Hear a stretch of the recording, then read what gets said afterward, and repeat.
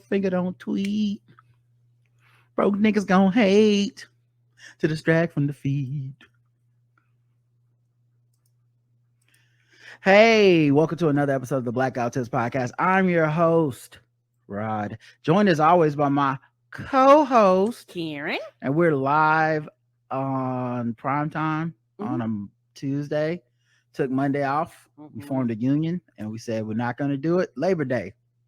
But we're here the next day, ready to do some podcasting. Find us everywhere you get podcasts. You know what the deal is. Just search the Black Guy Who Tips. We'll come up and you'll go, oh my God, I love them. And then we'll be like, thank you. And then you can leave us 5-star reviews and we'll read them on the air. We love that. You can leave comments and all that stuff is in the show notes. You can go to our YouTube channel and you can like things and leave comments there and all that stuff. We appreciate everybody takes time out to do that. The official weapon of the show is the taser. And the unofficial sport, bullet ball. A bullet ball extreme. Karen went to the optometrist. I did. It was interesting because this is something that I had been talking about. And I said I was going to make an appointment and your mama kind of pushed me, which makes sense. She was like, Cameron, you're getting older and things like that. And she was like, you actually, the older you get, the more frequently, you need to have. So it wasn't me saying just, you should get your eyes checked just because, you pay the insurance and every year you can get it. And I go every year, but you go every year and I have to admit it was somewhat of my good sight bias because I was in my mind I was like there's nothing wrong with my eyes, so I was like why would I go not realizing that this is something that everybody should get regardless of how your vision is to go once a year, particularly if you're paying for insurance. I've been paying for insurance for years but I've never used it. Roger has always used any visual insurance that we have had, and so I'm paying for it. I cover myself, might as well use it. And I've had glasses since I was a kid, so I've just understand that I need to have them, but I've never been vain about it. I always found it weird, the vanity attached to eyesight. Like you can't will your eyes to be good, you can't make them bad, you can't, like, there's nothing to it. But people get off on having, I have 20/20 vision and stuff. People haven't had their vision checked. If you like, if you know how if you have 20/20 vision, you get your vision checked every year. Then you go, I have 20/20 vision. But a lot of cases people don't. Your eyesight it worsens as you age. It does for everybody, not just people that wear glasses.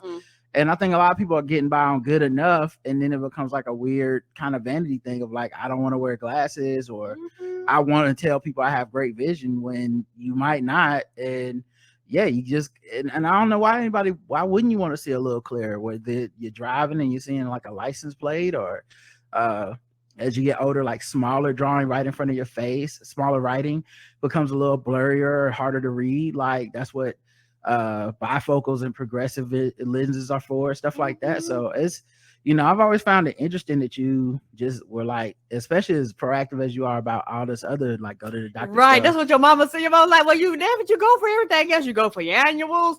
You go for, after you turn 40, you got to throw your mammograms in there, and I was like, oh, this is okay. This is something else. Like at the dentist, I didn't even think about it. But, every 6 months, I go get my teeth cleaned and shit like that. So it's like, yeah, this is just something else. It's a part of that maintenance of your body, which I think a lot of people take for granted, particularly people that don't wear glasses.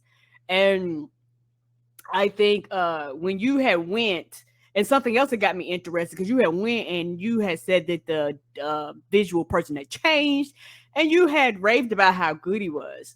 So when I went and did the appointment, I was like, I want to go before the end of the year.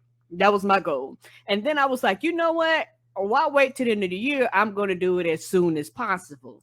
And so they had an appointment on today. That about 4:00. So I said, well, I'll go ahead and I'll make an appointment for today. Yeah. Also, it's easy with this new doctor to even make an appointment. You can go online and do it. It's really like it's a younger doctor than the people that used to be in that location, and it's really, you can really tell like they're on top of it. Yeah, it was convenient. You go on, you pick a time, you put in all your information, you put in your insurance information. The receptionist called me and told me that my insurance was good, everything was covered. She told me, any co-pays and all that, like over the phones and all that stuff. And so she was like, we look forward to see you. And then once they basically get all your information, they literally text you, be like, hey, we just let your appointment come up. And then the day of was like, hey, we just let your appointment come up. Mm-hmm. You can tell them to stop. But I like those appointments. My dentist and shit like that too. I like you reminding me the shit that's coming up in case. I mean, I know it, but in case you forget or shit like that, you be like, oh shit, let me rearrange my schedule because I forgot that this appointment is coming up in case you had some other shit planned and you just forgot. Because sometimes you make these plans so far in advance that you just kind of forget. And so went there. It was not hard to find. I got there early because I didn't know how the traffic was going to be. Yeah, I told you, just go on the Waze app, put in the address, and the Waze will tell you how many minutes at the moment to get there. It takes into account the traffic and any stuff like that. But yeah, I know you left early anyway, but I was just like, yeah, I know it's between 20 and 30 minutes, but well, when you got there early, I was like, yeah, if you leave early, you'll be there early. So, Yeah, because I was like, I didn't want to be late. I didn't want to accident. I was like, I want to be on time. So I got there and I filled out the paperwork and she gave a paperwork. She was like, sign here, blah, blah, blah. She was like, everything is covered underneath the insurance. But she said the thing that's not covered is something about dilating your eyes or something like that. And I guess they check for something specific with that. And yeah, I get those done like every other year because it can be kind of hard to drive back home with that. And because I wear glasses, once I dilate my eyes, it's like I need to wear a covering, like some shades or something. So it's like if I forget to bring contacts or something, it's like I'm ass out on the way home. Because the very first thing I asked her, I was like, you gonna be dialing my eyes? Like, am I gonna be able to see? If I gonna be able to drive? Because I was like, if I can't see, then I'm not taking this shit and then not be able to get home. And so, because I didn't know. And so she was like, yeah. She was like, they give you like these shades and stuff like that. I was like, okay, cool. I was like, I don't mind it. I filled out the paperwork and stuff and went back there and waited on him. And he was really cool. He was really funny. At first, yeah, he kind of reminds me of Mike Kaplan. He does, doesn't he? He really does. And before I got to see him, one of the nurses, they took me into this room and it was like these 3 different machines. And like I've had eye tests before, but not actually like to this extent. And like one, like you looked in one, it was like a red light, a red dot that you see, and then she was like, "Oh, this is going to just puff in your eye." And then one of them. Yeah, they're checking for stuff like glaucoma and stuff. Okay. Then one of them, she had me, it looked like a little house on the prairie, a schoolyard, and she was just focusing, and I was just looking in there. She was just focusing it. That's them, I think, taking a map of the inside of your eye and taking pictures of it and stuff, and then they show you the pictures later to see if there's like, because like if people have high blood pressure, diabetes, stuff like that can lead to ocular degeneration. High blood pressure, you can see like the veins in the back of people's eyes. And they could tell like there's a lot of pressure going through those veins. So that's what they're looking for. Okay. And then the last test, I've never had a test like this before. You looked at the screen and it was like a red dot, and then it was like these white dots that would pop up all around your sight. And at first I didn't know I was supposed to she gave you like a button controller, and I didn't know I was supposed to push the button. She was like, push the button every time you see the little white dot. And so I had pushed the button. It was hilarious. Like she had walked out for a second and she had came back and I had stopped. And the machine actually beeped when it was done. And I told her, I said, well, I had my like video game t-shirt on. I was like, well, I play enough video games to know that the game was over. Yeah. She started laughing at me. So that right there was a really unique test. And so, she got all these numbers and, scribbled, all this information down. And then I went in there and I got to the doctor, and he's really young. And he was really cool. He was hilarious. Me and him talked and stuff like that. He was very open. I have any questions. He was basically telling me, what they was doing and what they was testing. And he was telling me something that I didn't know. He was like, did you know that your left eye is actually a little stronger than your right eye, which I didn't know. And yeah, everybody has a strong eye. Ah. Everybody has one eye that does more work than the other eye, and that you typically lean on. Yeah, he was like, he's like, you can see, but he was like, your left eye, it happens to be stronger, a lot stronger than your right eye. And he was telling me that also he put and also one thing I want to say that I do appreciate, and I'm assuming it's because they probably deal with a lot of children. One thing I appreciate with them is they bought everything to my height, because when I came in, I was at this table and she lowered the table and I was like, oh shit, y'all bring a shit to my height. Like, I don't have to strain and kill myself to get up there. They was like, nope, we lower everything to you and your height. And I was not trying funny. I appreciated that. I was like, thank God, because everybody ain't 6'2". It's some short people in the house. So yes, lower the table, make it convenient for people like me. And I was thinking, oh, they must have a lot of children in here where they have to lower the table in order for them to see, because you don't want people straining and shit while they're trying to get their vision checked. And so I appreciate that. So I sat in the chair when he was there, and he put this thing in front of my face. And he was like, which one better? Because he was like, well, you see this, you see that? I was like, yeah, I see this, I see that. And he was like, tell me what's up there. And I was telling him what's up there. And he put the little big machine in front of your face, where he was like, number 1, number 2 type of thing. And nigga, when I tell you, he was like, number 1, number 2. And he started laughing at me. I was like, oh shit, it's HD. I could see it. I could see it crystal clear. But he said number 1, number 2. I was like, nigga, it jumped off the page. I was like, oh, this is how people feel when they was like, bitch, I can see. Because I can see. And he was like, most people can see. But he said most people don't realize that they could actually see clearer if they came and got their eyes checked and shit like that. So I was like, holy shit. I was like, that shit is sharper. He was like, yes. He was like, and it was hilarious. He was like, I am suggesting, he was like, now you don't have to. He said, because nothing's wrong with your sight. He said, but I'm suggesting, that you get glasses. Is that because you sit at a computer all day? And he said, he said, no, it's not a strong prescription. He said, just for reading. He said, you sit at a computer all day. And he was like, it will help for night driving and stuff. And I was like, oh, okay. And he went through the thing, and I was like, yes. I told him, yeah, I get glasses.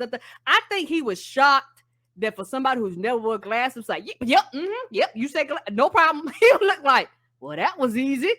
I was like, yeah. I was like, I have no shame in needing assistance. Like I don't have a problem with that at all. Like I don't have that. Well, a lot of people are very proudful about it, as I talked about earlier. And then, like you haven't even gotten an eye exam in so many years that they probably was like, oh, she's just doing this just for posterity and to make sure, nothing major is wrong. But if she doesn't feel like she needs glasses, she's not going to do it. Also, we have really good insurance. So it could be, a lot of people think they're going to get glasses and they go to wherever to get glasses. And it's like, oh, this shit costs X amount of money without insurance. I don't want to get them, but we have really good insurance. So it normally, cuts the price down pretty significantly. It does. And like you say, most people just say no. So I think he was just shocked that I was like, oh, okay, not a problem.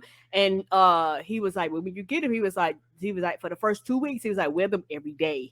He said, then after that, you can kind of wear them, as needed, like while you're working at night and things like that. He said, you wear them for 2 weeks. He said, so your eyes can, become adjusted. He said, yeah. And I know for me, when I first get new glasses, it's not as bad anymore because my prescription barely changes. But the first time I wear glasses, I know I got a little dizzy after a while. And I know I got a little bit of a headache one time. You may or may not experience that, but just giving you a heads up.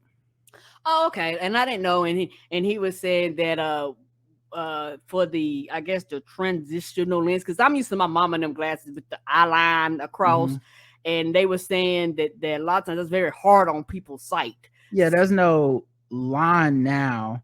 You just look through a certain part of the glasses, and so it's good for up close reading. Like if someone gives you a business card or something, or you need to read some tiny instructions to, you know, a SD card you just bought. So stuff like that. Yeah. And so I was like, okay, cool. So where he's at is a eye place right next door, not a glass place, literally right next door, which probably get the bulk of the business. They basically said you can take it anywhere, but most people just out of convenience just go next door. And so I went over there and, you know, I gave them all my information and stuff like that, and looked around and found me a pair that I liked. I have a small face, so I didn't want like big glasses, so I got smaller glasses and stuff like that. And, you know, she ran the insurance, and even the ladies was like, oh, your insurance is good. Yeah, I was surprised. It's better than the insurance we've had in the past. Even like, just looking at the raw cost of the glasses and everything, and then looking at that final number, it's just like, oh, okay, this I can do this, you know. Right. And by the time she got it, I was like, oh, what you're saying is less than the cost of the glasses. Right. And the most expensive part was the transitional part, because I think I got the some kind, you know, the transitional part. I got the thing to take out the blue from the tent, so that blue light at night yeah can keep you looking at TV screens and stuff. So, and if you get transitional, which is what I got, they actually darken during the sun when the sun comes out. Okay, I don't know if I got that. That also includes the blue tint thing. So you don't. No, you didn't get the transitional. It doesn't sound like, because the blue tint is separate than you can't get, if you get one transitional, you get both. So if you just get blue tint, then you didn't get the transitional. But, you know, that's for people that, like me, I wear my glasses all the time. So if I'm out, I don't have a chance to get some sunglasses and I don't put my contacts in, then it's like, you know, the transition will take care of it. And also what was funny was, like, when I was trying my glasses on, I had my mask on, and them bitches was fogging, and the lady started laughing at me because she had glasses. She was like, yeah, that was the thing, you know, everybody that has had glasses has had to deal with them glasses fogging up for the past 3 years. I was like, oh, okay, because I was just breathing. All of a sudden, the glasses just got foggy. I was like, because, you know, I don't. Yeah, you have to put them a little on the edge of your nose, like away from the mask. The mask has to be like if you have your glasses directly perpendicular, directly on top of the mask, the air from your nose goes up into the glasses. So you just take your glasses and move them like just a tiny fraction down your nose. Okay. And then it won't be a problem. Yeah, and she was saying, like, when I come back, she was saying to get them and stuff like that. She said they'll go through how to properly look through them and all that stuff. She said, since this was your first time. Yeah, they'll measure your face, measure some stuff, and adjust them for you and stuff. Right. This is pretty cool. It only takes a few minutes, but yeah, and it didn't take long at all. Welcome to the club. And I am glad that I went. I'm glad that I did it. Now, you know, I want to thank you and your mom for kind of pushing me, you know, to that point. Like I said, they was like, yeah, you can see, and it's sufficient sight. But he was like, wouldn't you like to see better? I was like, yes, bitch, I would like to see better. And so it was like, I went from standard definition to HD. So for me, I was like, let's go. I want to see it all. So I'm very excited about I'm like a little kid, but my very first pair of glasses. I've come a long way for thinking there was medication in the glasses to realizing that it was, you know, how they bent the glasses. Because my mama's old and she just kept saying she had medicated glasses. I'm a child. So when you take medication, you think they dropping something in the glasses or something that you consume. Bitch, I didn't know. You just said medicine. And yeah, it was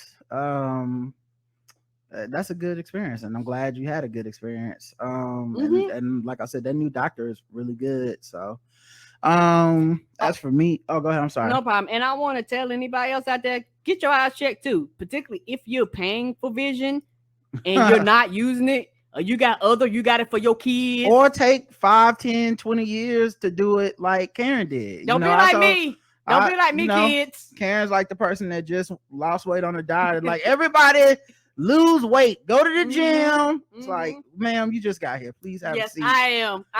I've been in these glasses streets for 40 years. I don't care. Let me have my time to shine. Now you just want to judge everybody like you just left your first 5-star review. Yes, sir. I did. I left my 5-star review. I got a t-shirt, gang. Y'all, I'm gonna get on your goddamn nerves. Go get your eyes checked, people. You want to be able to see. You want to be able to see the podcast. You want to be able to see the pictures. See the world, bitch. See the world. You haven't even gotten your glasses yet. You still gotta wait like 10 days or 20 days for them to get here. I know I'm terrible. I don't care, but I can put my fingers and judge you other bitches. So go down there and get your eyes checked. I got a new laptop today, because, and this might sound like the tiniest thing, but I promise to God it's not. I have an old laptop that I have for my personal use, mostly pornography and streaming the internet like everyone else. I try to keep that separate from my business. I don't need the IRS auditing my computer and being like, bang bros, huh? So, I keep all that stuff separate. My stuff from game theory is separate. But my personal laptop is kind of getting old. You've had that for a long time. Yeah, but it's been great. Like, it works great. You get your old, it's like everything gets a little older. Some stuff moves a little slower. It take a little longer to boot up, but nothing drastic. But then the most annoying fucking problem happened. Some of the keys don't work. Not all the keys. Not just like 5 keys. And it grew from like 1 key to like 5 key. And I know you Mac people in the chat and on the internet hearing this. Going. I know it makes join Death Row. You got everything else, Apple. I'm not coming. Okay. It's a learning curve. I'm like, I don't know. I know how to work a PC. I'm not coming. But so it finally, some of the keys stopped working. And I was like, okay, does this mean my computer about to die? Because it is an older computer. And people was like, no, it's not about to die, but it means like you need to get your keyboard replaced. And I was like, okay, well, how much that cost? Right. And how does this, like, you need to go to a specialist. They got to put a new keyboard in for you. I was like, you know what? It's time. Yeah, you better off just buying a whole nother laptop. Fuck that. All right, it's time. It's enough. So I went ahead and got a new laptop today, and I gotta set everything up on it and stuff. Do my thing. But yeah, man, it was interesting because it was so easy to just like place an order at Best Buy. Go do the curbside pickup. They put it in your car for you. Then one of the things I bought was the wrong thing. I bought like a memory. I was trying to buy like some extra memory for it. And I was going to get like an SD card. And I bought the wrong thing. I bought something that was essentially like almost like a hard drive that you need to take the laptop apart, slide the old one out, slide the new one in. And I was like, I'm not doing all that, especially with a brand new laptop. Like, I fucked that up somehow, and now I own a $1,000 brick. Right. I'm good. So I had to return it.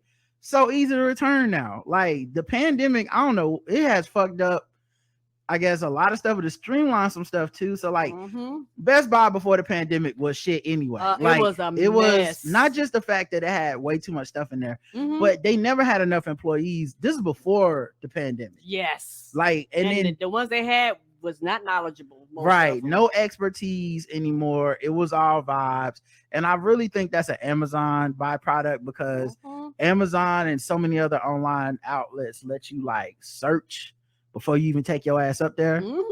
So with that happening, it's like there was no need for me to like I don't walk into a Best Buy and go, hey, tell me about this radio, Right. And since those days are over. You've never been that type of person. Right. Right, but I think everyone's like that now. Agreed. Like there are some, I don't want to call them dummies, but hey, at me next time, okay? Just at me next time. Goddamn. There are some people that refuse to do any research and then show up. I mean, just say it with your chest in my face next time. Like, I try to do some research because, like, one, I've always done my own research when it comes to like buying stuff if I can do it.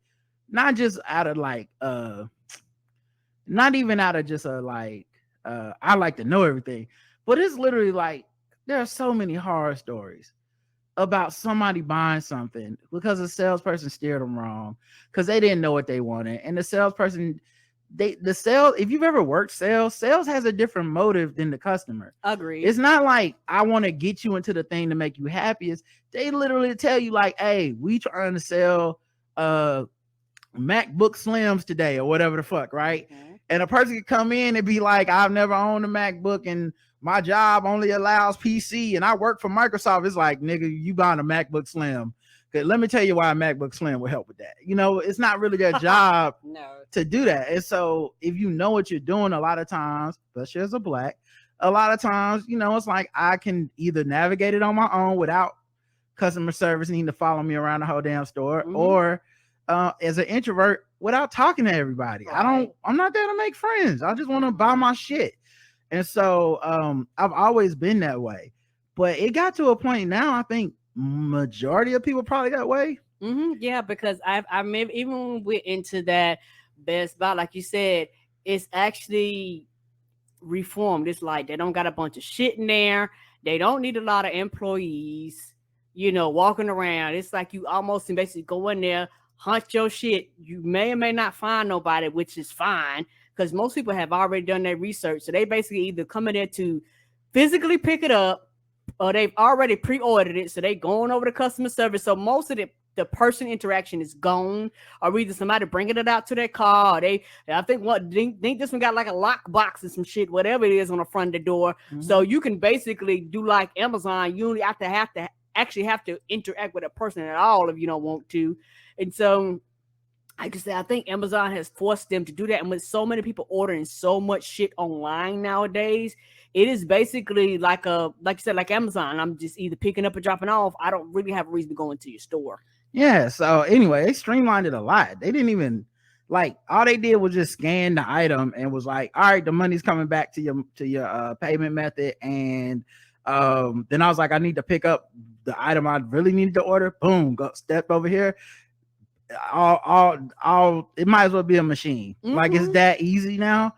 And so you hate to say anything good came from the pandemic, like, you know, but understand the qualification. I would rather us not have a pandemic, but damn, that shit got real easy. It's so much more streamlined. Because I think it became more competition to get people in and out, because they was like, we can't have people in here for extensive periods of time.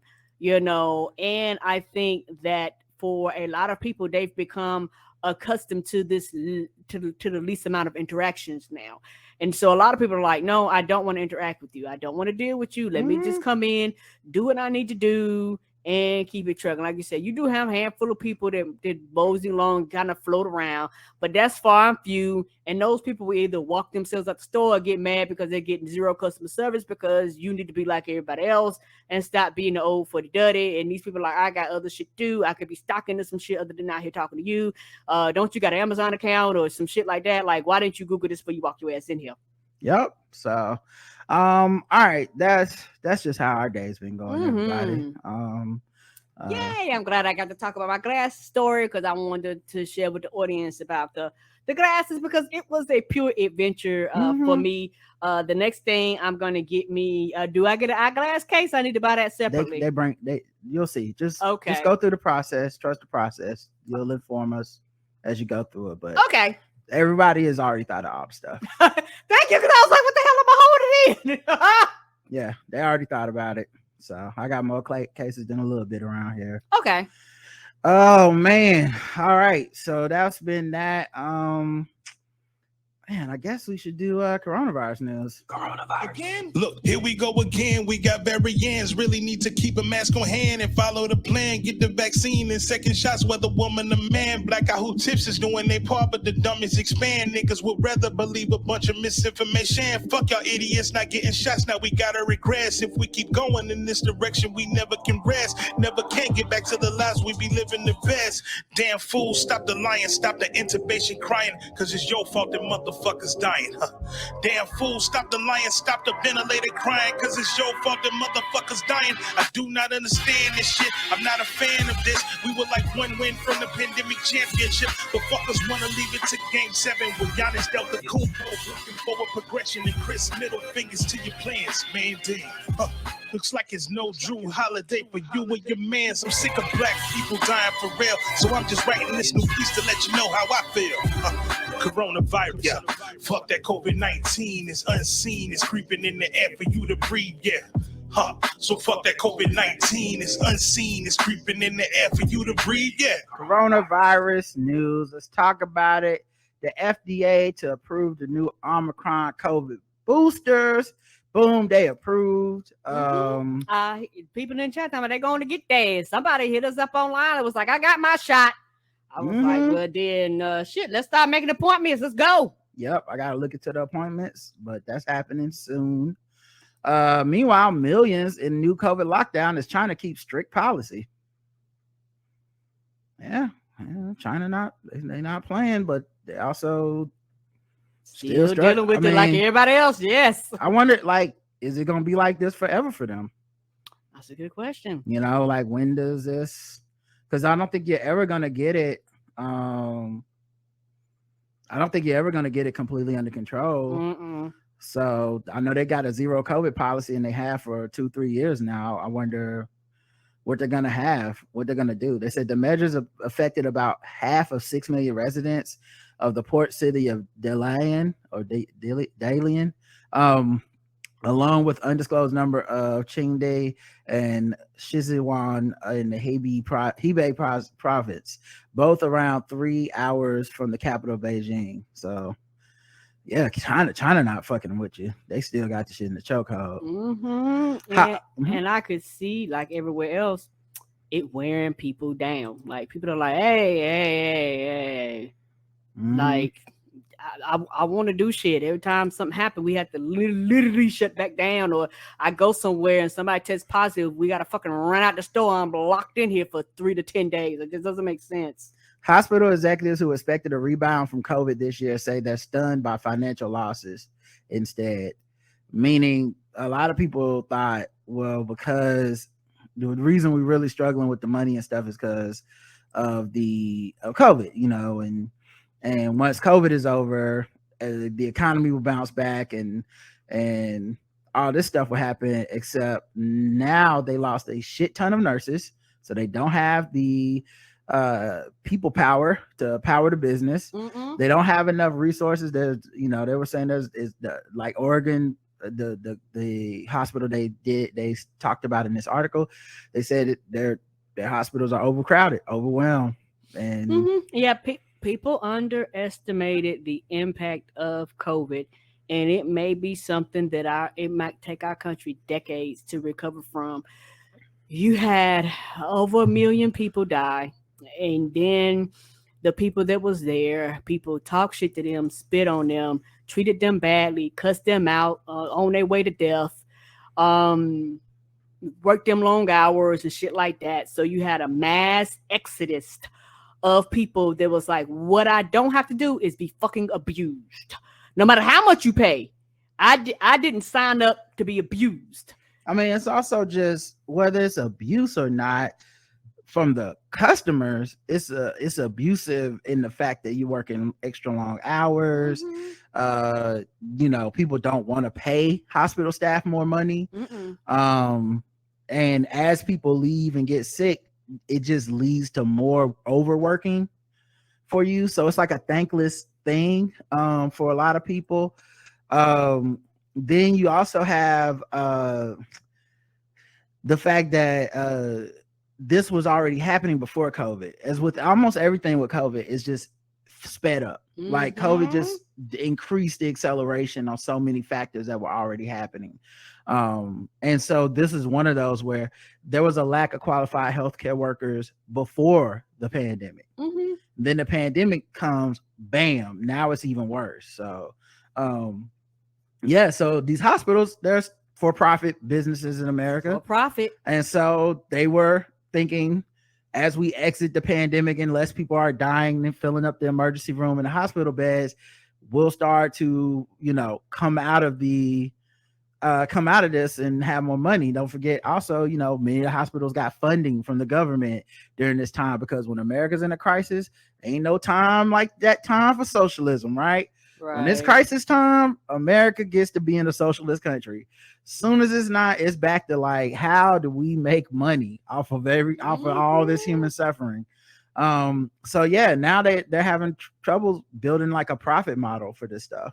Yeah, and it's almost like they're gonna have to reanalyze the structure of hospitals and how they work and shit like that, and their business. So what do businesses do? Now, the real thing is, people aren't believing that these executives truly are blindsided by this. It's almost like the airplane industry, where it's like, y'all got all this money, y'all knew what it was, you knew at some point there wouldn't be a pandemic.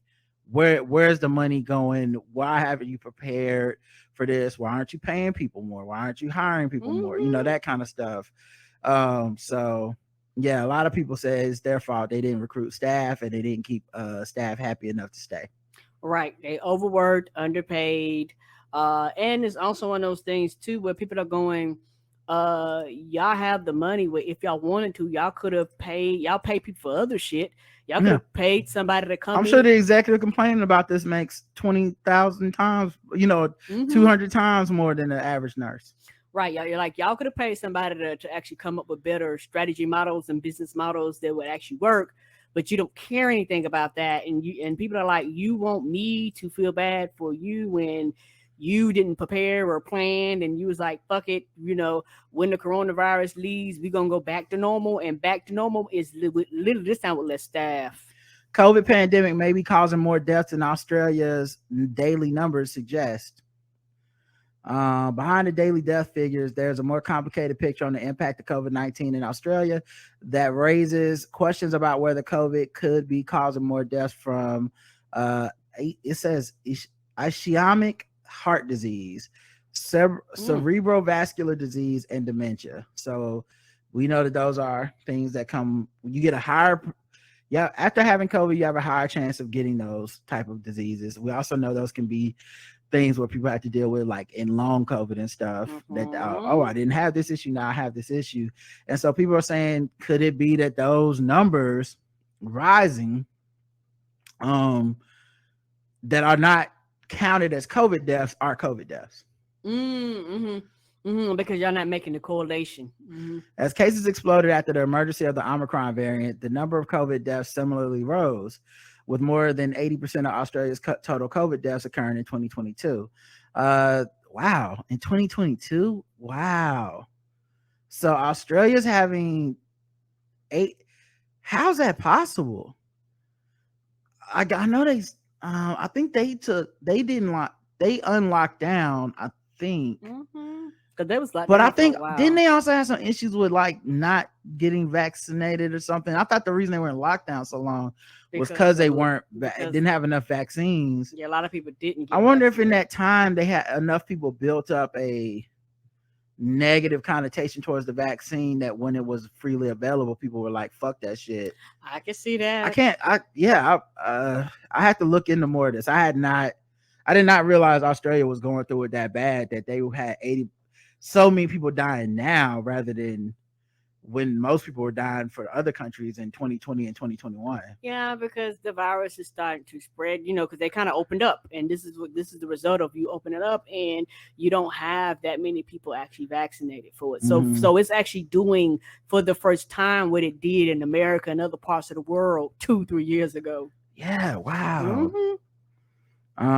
So yeah, they think it could be COVID-19. It's the same thing we went through. I guess they're looking at excess deaths versus just the pure death numbers attributed to COVID. So yeah, right. Millions in England to be invited for COVID booster starting on Monday. Yesterday. Let's go. So yeah, shout out to them.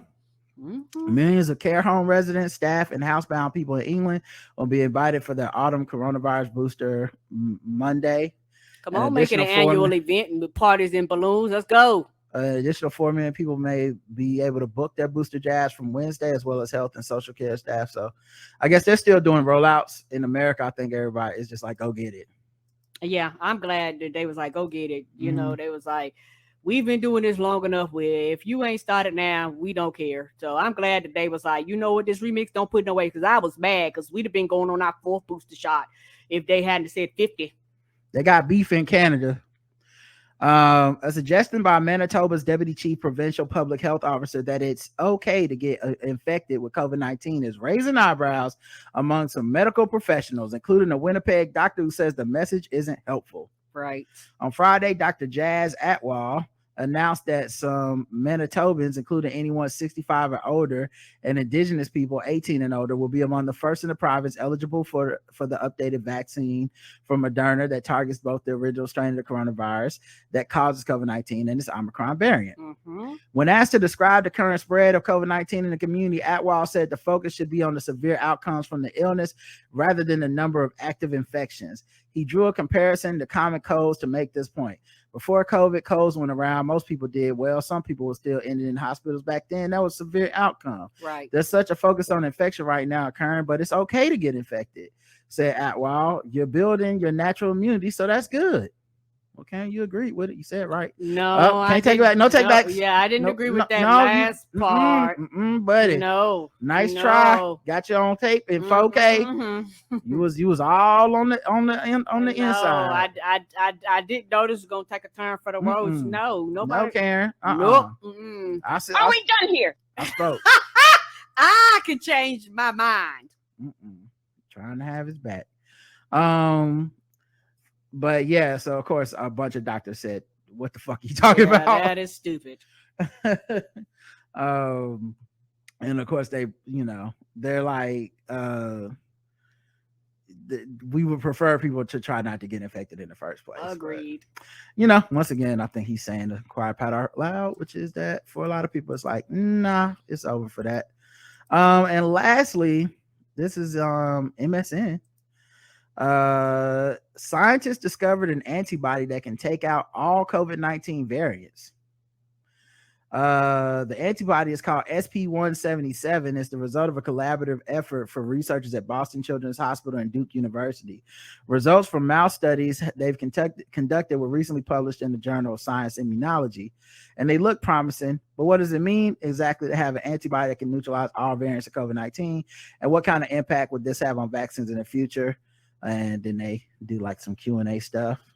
I don't know. Keep studying, keep doing it. I can't wait till 1 or 2 more booster shots, and that's gonna be in a remix. Because trust, it's too much money out there. They are doing everything.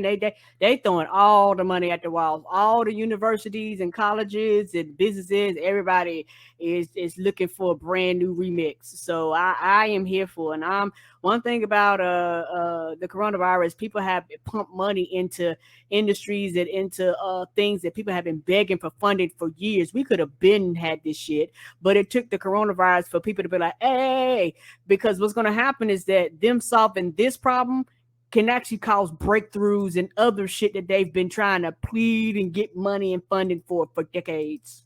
Yeah, so this has still only been tested in mice so far.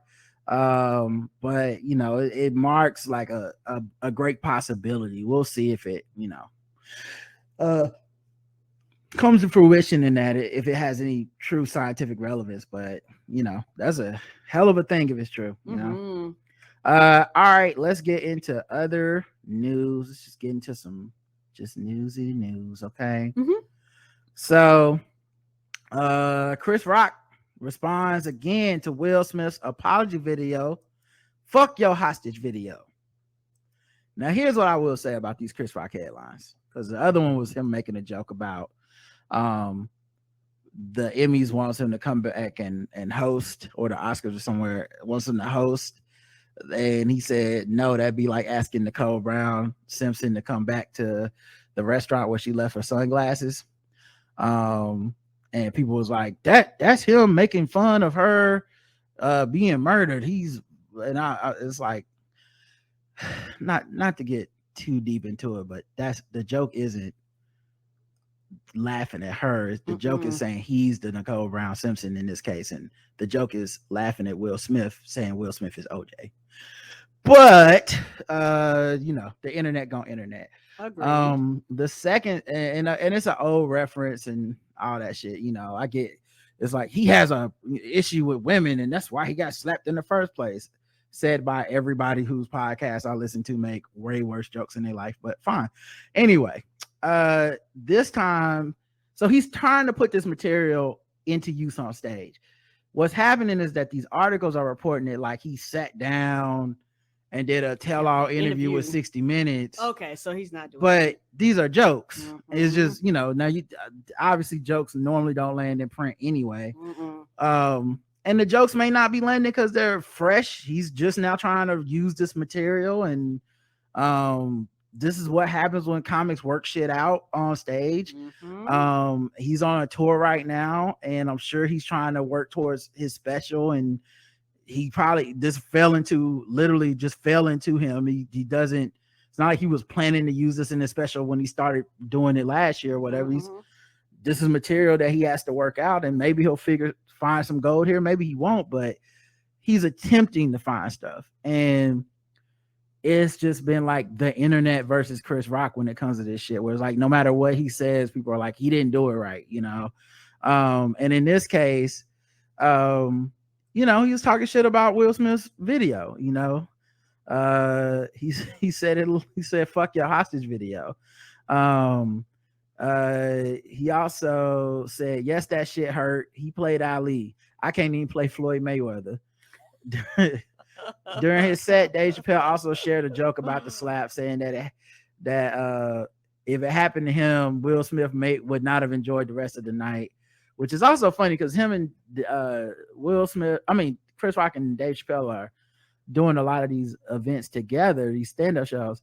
And it's also a little bit of a slap in the face to Chris Rock every time somebody's like, I would have fucked him up. I ain't no bitch like Chris Rock.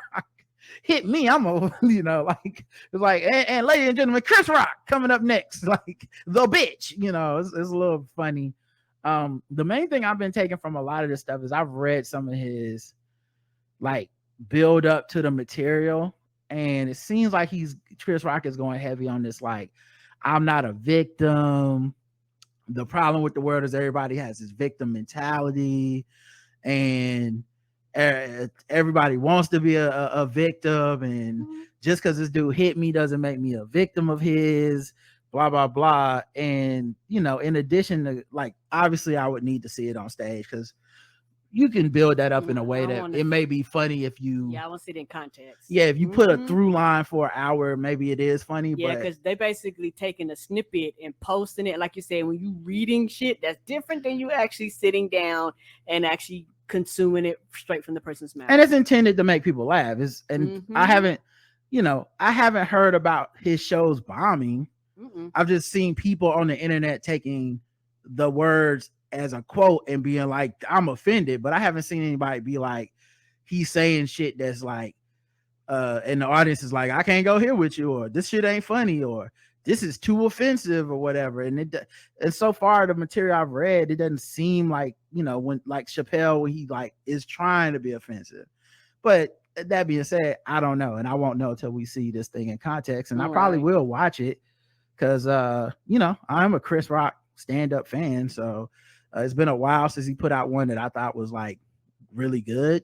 But yeah, I just thought it was interesting because this happens with stand-up all the time, where it's like the comedian is not to be, it's just hard to put stand-up in text, but it's even worse when you put it in text and make it seem like he released a press release. Right. Cause that's what the title makes you feel. Yeah. So I've just kind of been chilling on that, seeing how people react to it, being like, we'll see. Yeah. You know what I mean? That's like, exactly how I feel.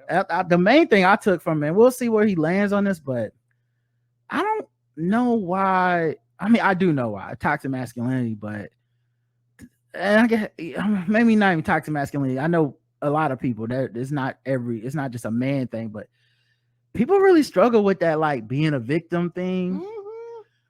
and maybe it's just because of the stereotypes and the stigma around victims. They don't want to be looked at as weak. And for a lot of people, not trying to find, they consider that as a female trait, if that makes sense. So it's a less than trait, to quote unquote be a victim of something. Because in most incidents, most crimes and shit like that are committed against and for the record, like, I know plenty of women who are like, don't call me a victim, call me something else.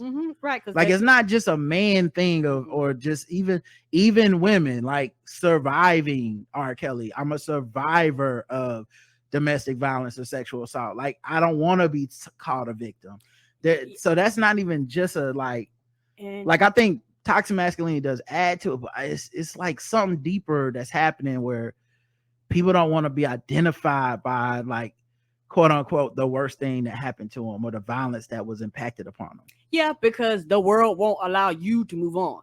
Like, and the thing is, for a lot of people, they're like, I don't want to be caught up because I want to move on. And every time my name come up, I don't want everybody looking at me weird. Everybody acting like they can't talk to me. Everybody squirting around me. Everybody. And then when it comes to a victim, people have already predetermined how you're supposed to respond. And that's the problem too. Everybody that experiences something don't all respond the same. I don't need to fall out and cry every time it's brought up. I don't need to be angry every time it's brought up. I don't need to go punch a wall every time it's brought up, because people think, well, if it happened to me, well, bitch, it didn't a lot of the time. Yeah, I saw like one of the bits when he was working on addressing this. He's like, everybody want to be a victim. It's funny because the quote was written as if it was like, like I said, like prose, like he wrote a press release. But knowing Chris Rock's stand up, I can already hear it in his cadence. Because it's like that thing, he always repeats everything and shit. It's like, everybody want to be a victim. Everybody want to be a victim, and I was reading and it was like, oh, I see how he could do something like on a humorous level of like, I'm not a victim. I got slapped by, everybody's like, you a victim, Chris, Will Smith slapped you. I was at work the next day. I could kind of see how the comedic cadence would flow, but yeah, speaking of other things that people are not finding funny on the internet, Tiffany Haddish releases a statement regarding accusations of grooming and sexually assaulting 2 children. I deeply regret having agreed to act in it. Last week, comedians Tiffany Haddish and Aries were accused of grooming and sexually assaulting 2 underage siblings on separate occasions in 2013 and 2014. Both are now being sued over the accusations, and Tiffany's lawyers call this ordeal a shakedown. So the thing is, it was a sketch submitted to College Humor back in the 2013 or 2014, and it was according to the allegations in the lawsuit, it was Tiffany Haddish was friends with this woman who had 2 kids that I guess she wanted to get into, the acting TV business or whatever. The woman left her kids in the care of Tiffany Haddish for this sketch because she had to work or something.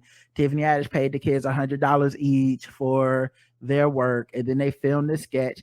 The sketch involved Aries, who, of all the weeks to not want to have him as your co-defendant, I can't think of a worse week, but he in the sketch, and the only reason I saw some of the sketches because Twitter and the autoplay function. Oh, I have. I know I'm not gonna play it, and I know you haven't seen it, and you love to not know. That's why I'm telling you. Thank you. Mm-hmm.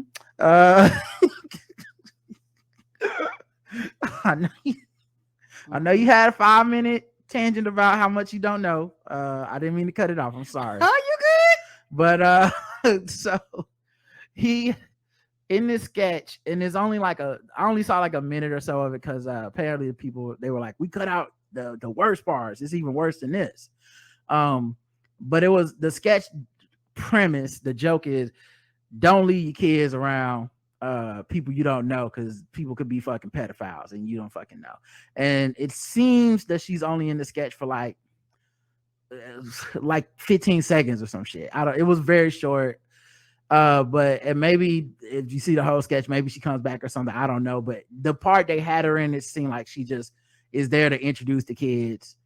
Like, can you watch my son or whatever? And then it's like through the eyes of a pedophile, and he's like looking at the kid in sexualized ways. It's an actual kid. It's not like a grown up they hired to play a kid, which is what every network, every place that has like people whose job it is to do this kind of shit would have said, let's go a different way with this. This is why you don't see these sketches on TV. But for College Humor back in the day, you could submit your own sketch. Right. It's kind of like YouTube. This is like the beginning of the wild west of the internet. Right. You could just upload your own shit. So they clearly thought this was funny. I don't know. There's various rumors, and of course it's Twitter and social media. So like they are trying to assume the worst and make everything worse than it as bad as it is. Try to make it worse. I literally don't know how much she had to do with the sketch and all the stuff. People are saying like, and she wrote the sketch and she was there for all of it. And you know, and even if she wasn't, she was supposedly those kids were in her care. You thought these were good decisions to make for like, even for comedy's sake, there was no party. It was like, we might be going too far. Then the lawsuit, from my understanding, is one of the children is the lawyer for themselves. So I'm not saying it's a shakedown, but it may not. Maybe now they'll have like some actual representation. Now that people have some, you know, actual publicity behind it, maybe you'll get somebody to take the case. But it sounded like this person filed it representing themselves and their brother, and said, you know, I'm suing you, and the press and the pressure of the press, the bad press, will get you to settle and give us some money.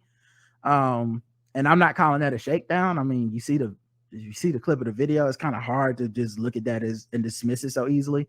But the accusations of grooming and sexual assault, I don't know if those will be proven in court, because I think it's a civil case. So you're talking about money, not criminal. Correct. But then two, it's kind of hard to like, grooming has a definition. Yes, it does. You know, grooming is like some form of an ongoing relationship, ain't right? it? And then normally you intend to start a sexual relationship with these people after they come of age. That's what grooming is. I don't think and America doesn't have grooming laws anyway. So maybe, you know, you write a lawsuit and you want it to be as salacious as possible. You accuse them of everything you think you can accuse them of reasonably, and you know, the court and lawyers and stuff normally pull it down to be like, okay. But if you want to intimidate somebody, you throw them words in there, you know, and it's definitely going to intimidate the fuck out of them. I think at best it was an extremely poor taste and a bad decision. That's the best you can give them, you know. At worst, it may get into some like weird ass like legal territory where it's criminal. I don't know the rules or the laws about that kind of shit, to be honest with you. But this is normally why you have intimacy coordinators on set for a reason, you know. And a lot of people are like, this is why the parents should be there. And I hate to tell people this, but I don't even really trust the parents a lot of times in these cases. You need like a professional intimacy coordinator type person, right? Whose job is to know the law and what you can and cannot do. Because some of these parents are so thirsty for fame, they really will put their kid in any position and don't give a fuck. We spoke with people that were like, some parents will let their children do anything if they think it will progress their careers. Yeah, so like, you know, we'll see how it goes. And I think her name's in it for that reason. Like, she was, the kids were supposedly entrusted in her care. It didn't seem like she did any of the stuff on the video. But if she was even on set overseeing it, if she left set and then this way it was filmed, or she just thought, oh, this shit is funny, I don't even know the rules, which I think a lot of people on the early internet, or not even early, but in a lot of people around that time it's the Wild Wild West. And a lot of those websites and shit is extremely unrestricted. And it seemed that they put the video out and people were able to like bring up old tweets of people that were like quote tweeting the video, and there was a lot of people thinking, "Oh, this is hilarious. Oh, y'all crazy. Oh, this is a little too far," stuff like. But it seemed like the reception to the video at the time was some people thought it was funny, and then enough people was like, "This shit is fucked up," that they took it down. And that being a 8-year-old video does say a lot about the fact that people did not see it as either people weren't aware, or people were just like, they fucked up, but it wasn't like the end of the world. Well, now it seems like it's the end of the world, So her statement was, "I know people have a bunch of questions. I get it. I'm right there with you. Unfortunately, because there's an ongoing legal case, there's very little I can say right now. But clearly, while this sketch was intended to be comedic, it wasn't funny at all, and I deeply regret having agreed to act in it. I really look forward to being able to share a lot more about the situation as soon as I can." Yeah, like I said, we'll find out more, I guess, later, if ever. But right, I just think best case scenario is, yeah, I acted in this, but I didn't realize it was gonna be this fucked up. That's best case scenario. Like, it's still like you still gonna look terrible just from what happened, and I can't imagine what could come out about the kids, even now that they're adults or whatever, or they're older.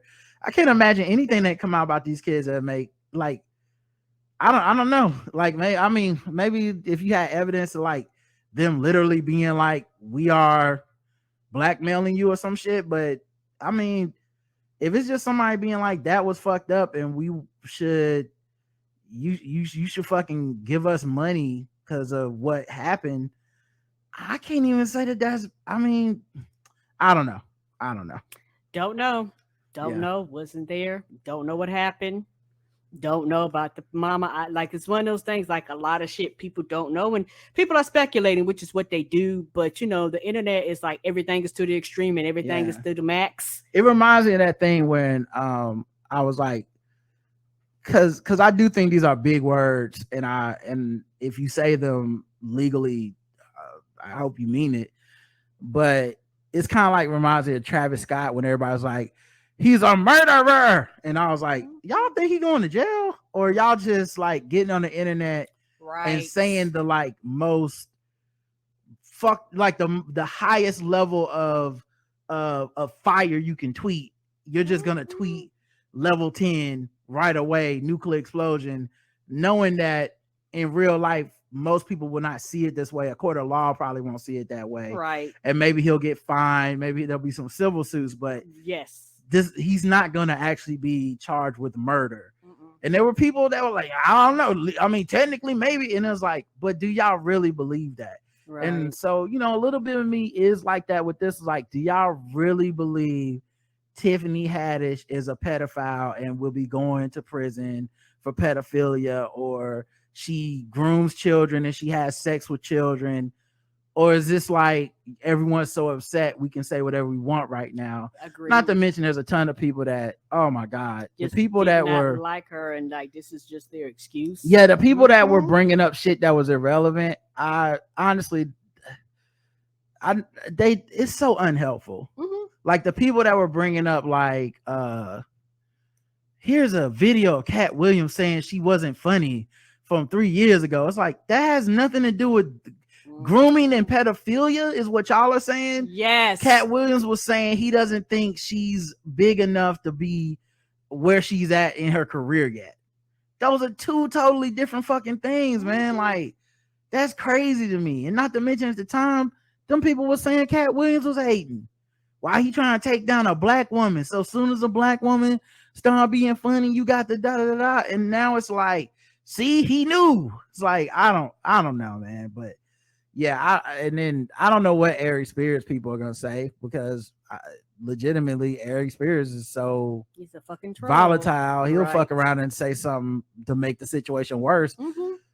This is one of them reasons you gotta watch who you partner with, watch who you work with, man. Because motherfuckers will drag your ass down too. Not that she's not complicit. I think if those kids are interested in her care, it's on her too. But the like of all the people to be caught up in some shit with, Aries Spears has got to be at the bottom 5. Like him and Trump will throw you under the bus and will say something to make the shit worse for your ass. But yeah, what a terrible situation. And you know, I feel bad for those kids, man. God. Why? Okay, here's women who stay single and don't have kids are getting richer. Yes, that statement makes complete sense to me. Foregoing marriage and parenthood has a bigger payoff for American women than men, according to new research. Yeah, that statement makes sense. And not trying funny, this is another reason why they're trying to pass all these laws. It was like, y'all bitches got money, y'all bitches got choices. Whenever they was like women could actually divorce at no fault, they was like the divorce rate went through the roof, but women be like, bitch, I'm gone. And they was like, oh shit, like women are actually out here doing their own thing. They don't have to have kids. They can do shit and not be attached to a man. They don't have to invest their money in children. They can literally do what the fuck they want to do. They can travel. They can do all these other things.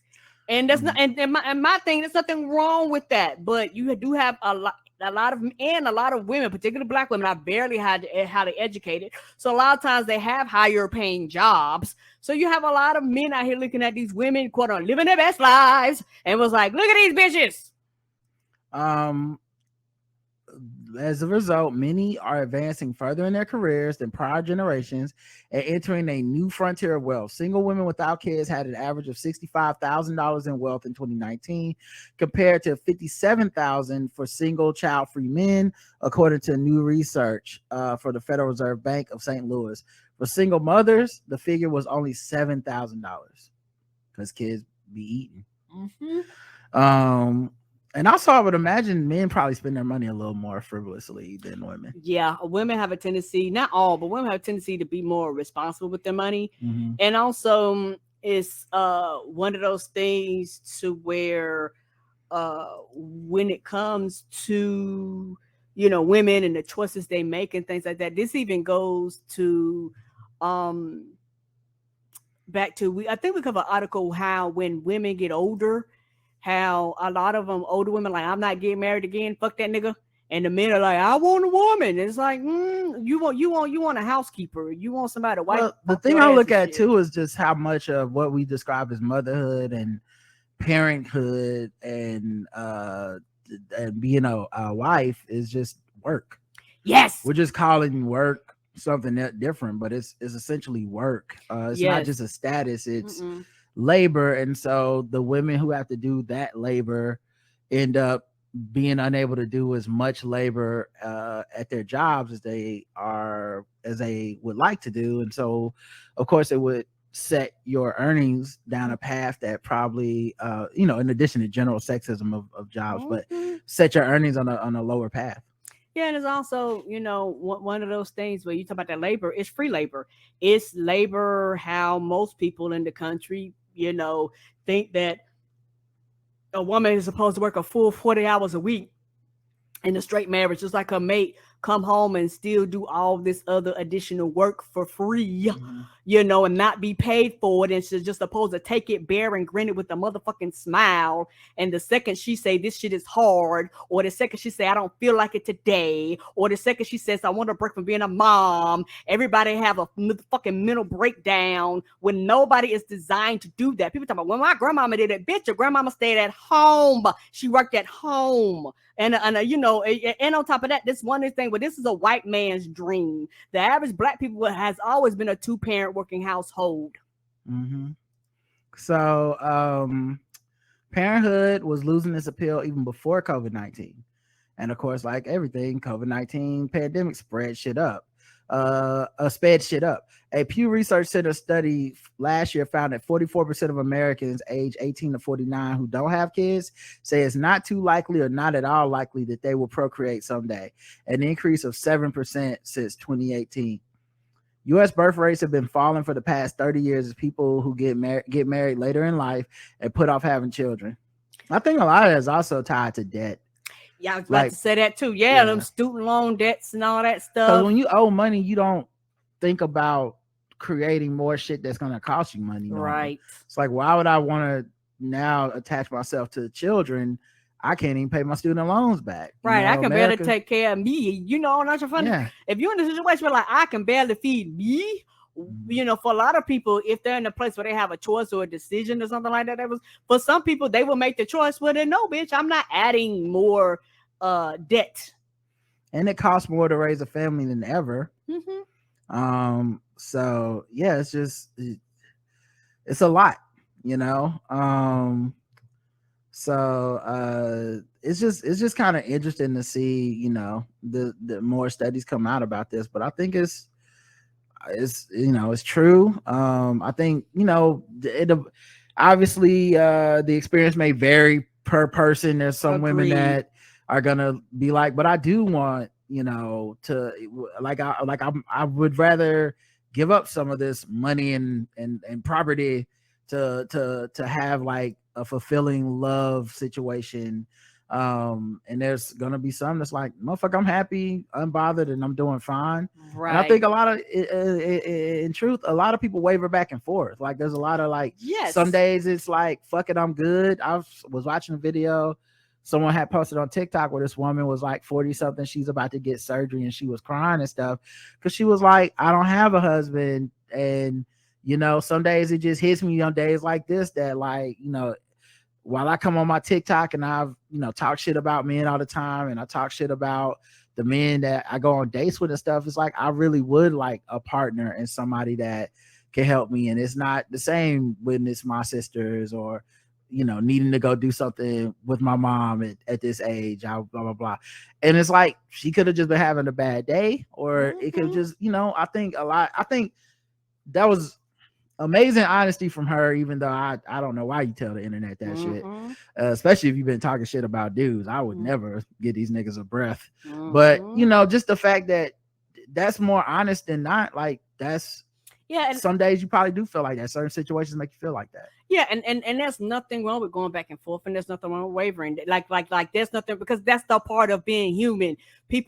Most people don't make a decision and follow that path for the rest of their life. Like people are all over the place. And it's also too, you also have a lot of women who are like, I like my own money. I like doing my own thing. I don't want no man coming in here dictating to me what I spend my money on, what I wear, what I do, how I feel, because, a lot of women have dealt with men who have came into their lives. I was under a fucking dictator, and everybody don't function well with that. You have some women, they fall and y'all in love and have a good time, but you have some women like, I'm not dealing with that shit. Let me take my money and go on about my way. Right. Yeah, I see TPS saying might want to check the stats on the idea that married black women were domestic laborers and stuff like that.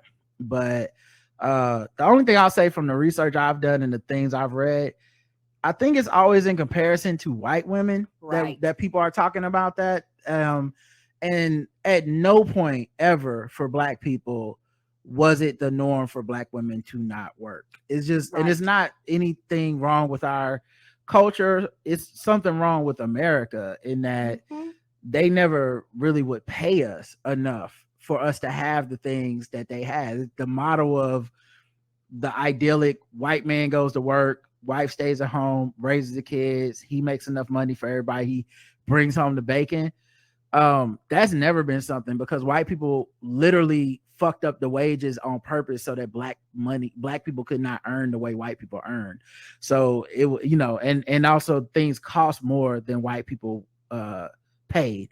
So Chicago's a great example with redlining, where you end up with a lot of women doing labor outside of their home, even though they are married, specifically because you can't afford to own a house here. We're gonna fuck you up so that your husband can go down to work at the whatever place. That ain't gonna be enough money for you to be able to just depend on it. It's like racism is so fucked up. Because and instead of black men, and then there were some black men who ended up resenting the black women and resenting, like, I gotta get out and away from my race because this racial problem is gonna plague me and shit. It's fucked up. Speaking of fucked up, so Joe Biden Joe Biden gave a great speech about extremism and the perilous moment that the country is facing.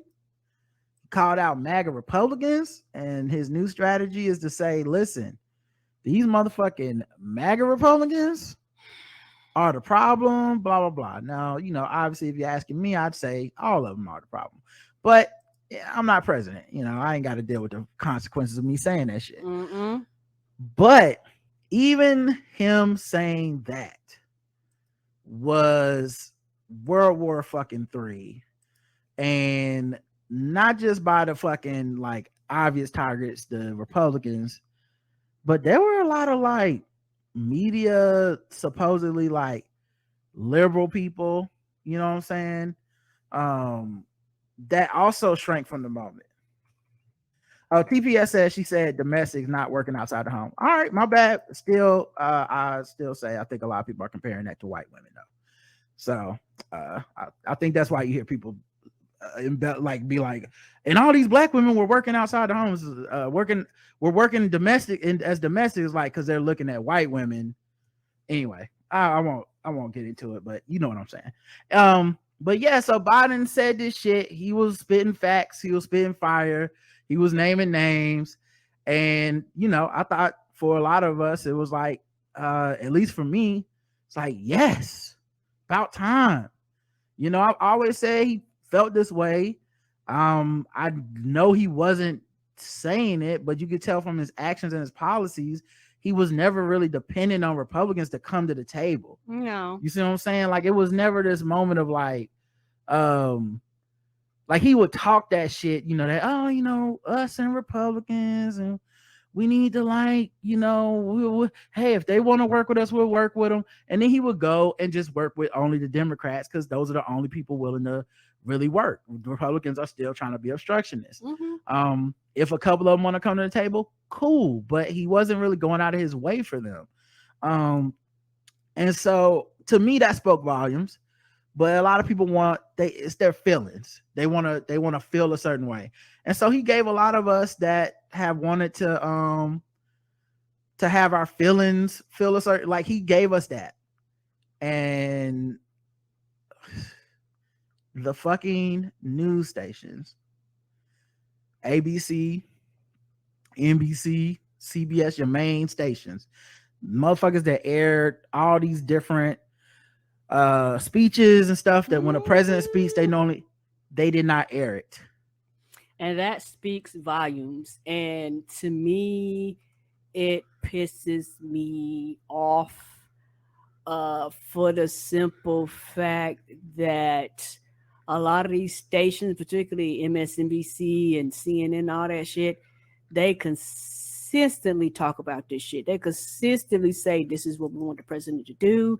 He does it, and everybody lose their motherfucking minds. Y'all get on my goddamn nerves. You really do. Like, it pisses, and this is why I do not watch any of these channels, because you don't stand for shit. You won't stand by shit. And at the end of the day, it's not about what he's saying. It's what can I do to embellish this and get people to clicking and get people like that's what it became. But you think what's funny though is you think running it would be the thing that got people to click, got people to watch. You know, this feels something like, so it's ironic that this came up on my memories on my Facebook this week, but it's that thing I talked about, the phrase that I coined, performative impartiality. That's what this was, because what they're saying is, well, when Trump would get up there and do a MAGA rally, we wouldn't air that on ABC ever. Like, a couple of them we did, but not all of them. We stopped doing it after a while. And it's like, this is not the equivalent of that. This isn't Joe Biden going up there and lying. This isn't him spreading conspiracies. There is a part of the Republican Party that is spreading anti democratic lies. They're saying the election was stolen. They're saying Joe Biden isn't the president. Yes, to say that him addressing that is a political speech, which is why they said it didn't air. They said it was political. Nigga, he's the president. He's supposed to be political. Right. And my thing is, nigga, they coming after y'all too. They tired of y'all too. They consider y'all the leftist people and shit like that. If they had their way, you wouldn't be able to do the shit that you're doing. It's why the media has always been so fucking complicit and so they shrink from the moment, is because in their minds, white people's feelings are facts. So if enough white people are upset, they're like, we must appease them, and appeasing them is the right thing to do. So we don't want to look like we're by airing Joe Biden's speech that we agree with it. So what we'll do is not air it at all.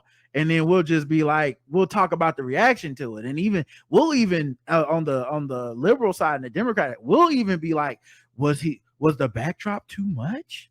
What was he really? Did he go too hard on the Republican? Like, that's how they're been covering a lot of it. Yes, and it makes me mad because it's one of those things. Like I said, white people never want to hold white people accountable. And Joe Biden is like, hey, these is a group of white people. There's a problem. That's actually going to be a problem for our democracy. Is literally trying to destroy the government.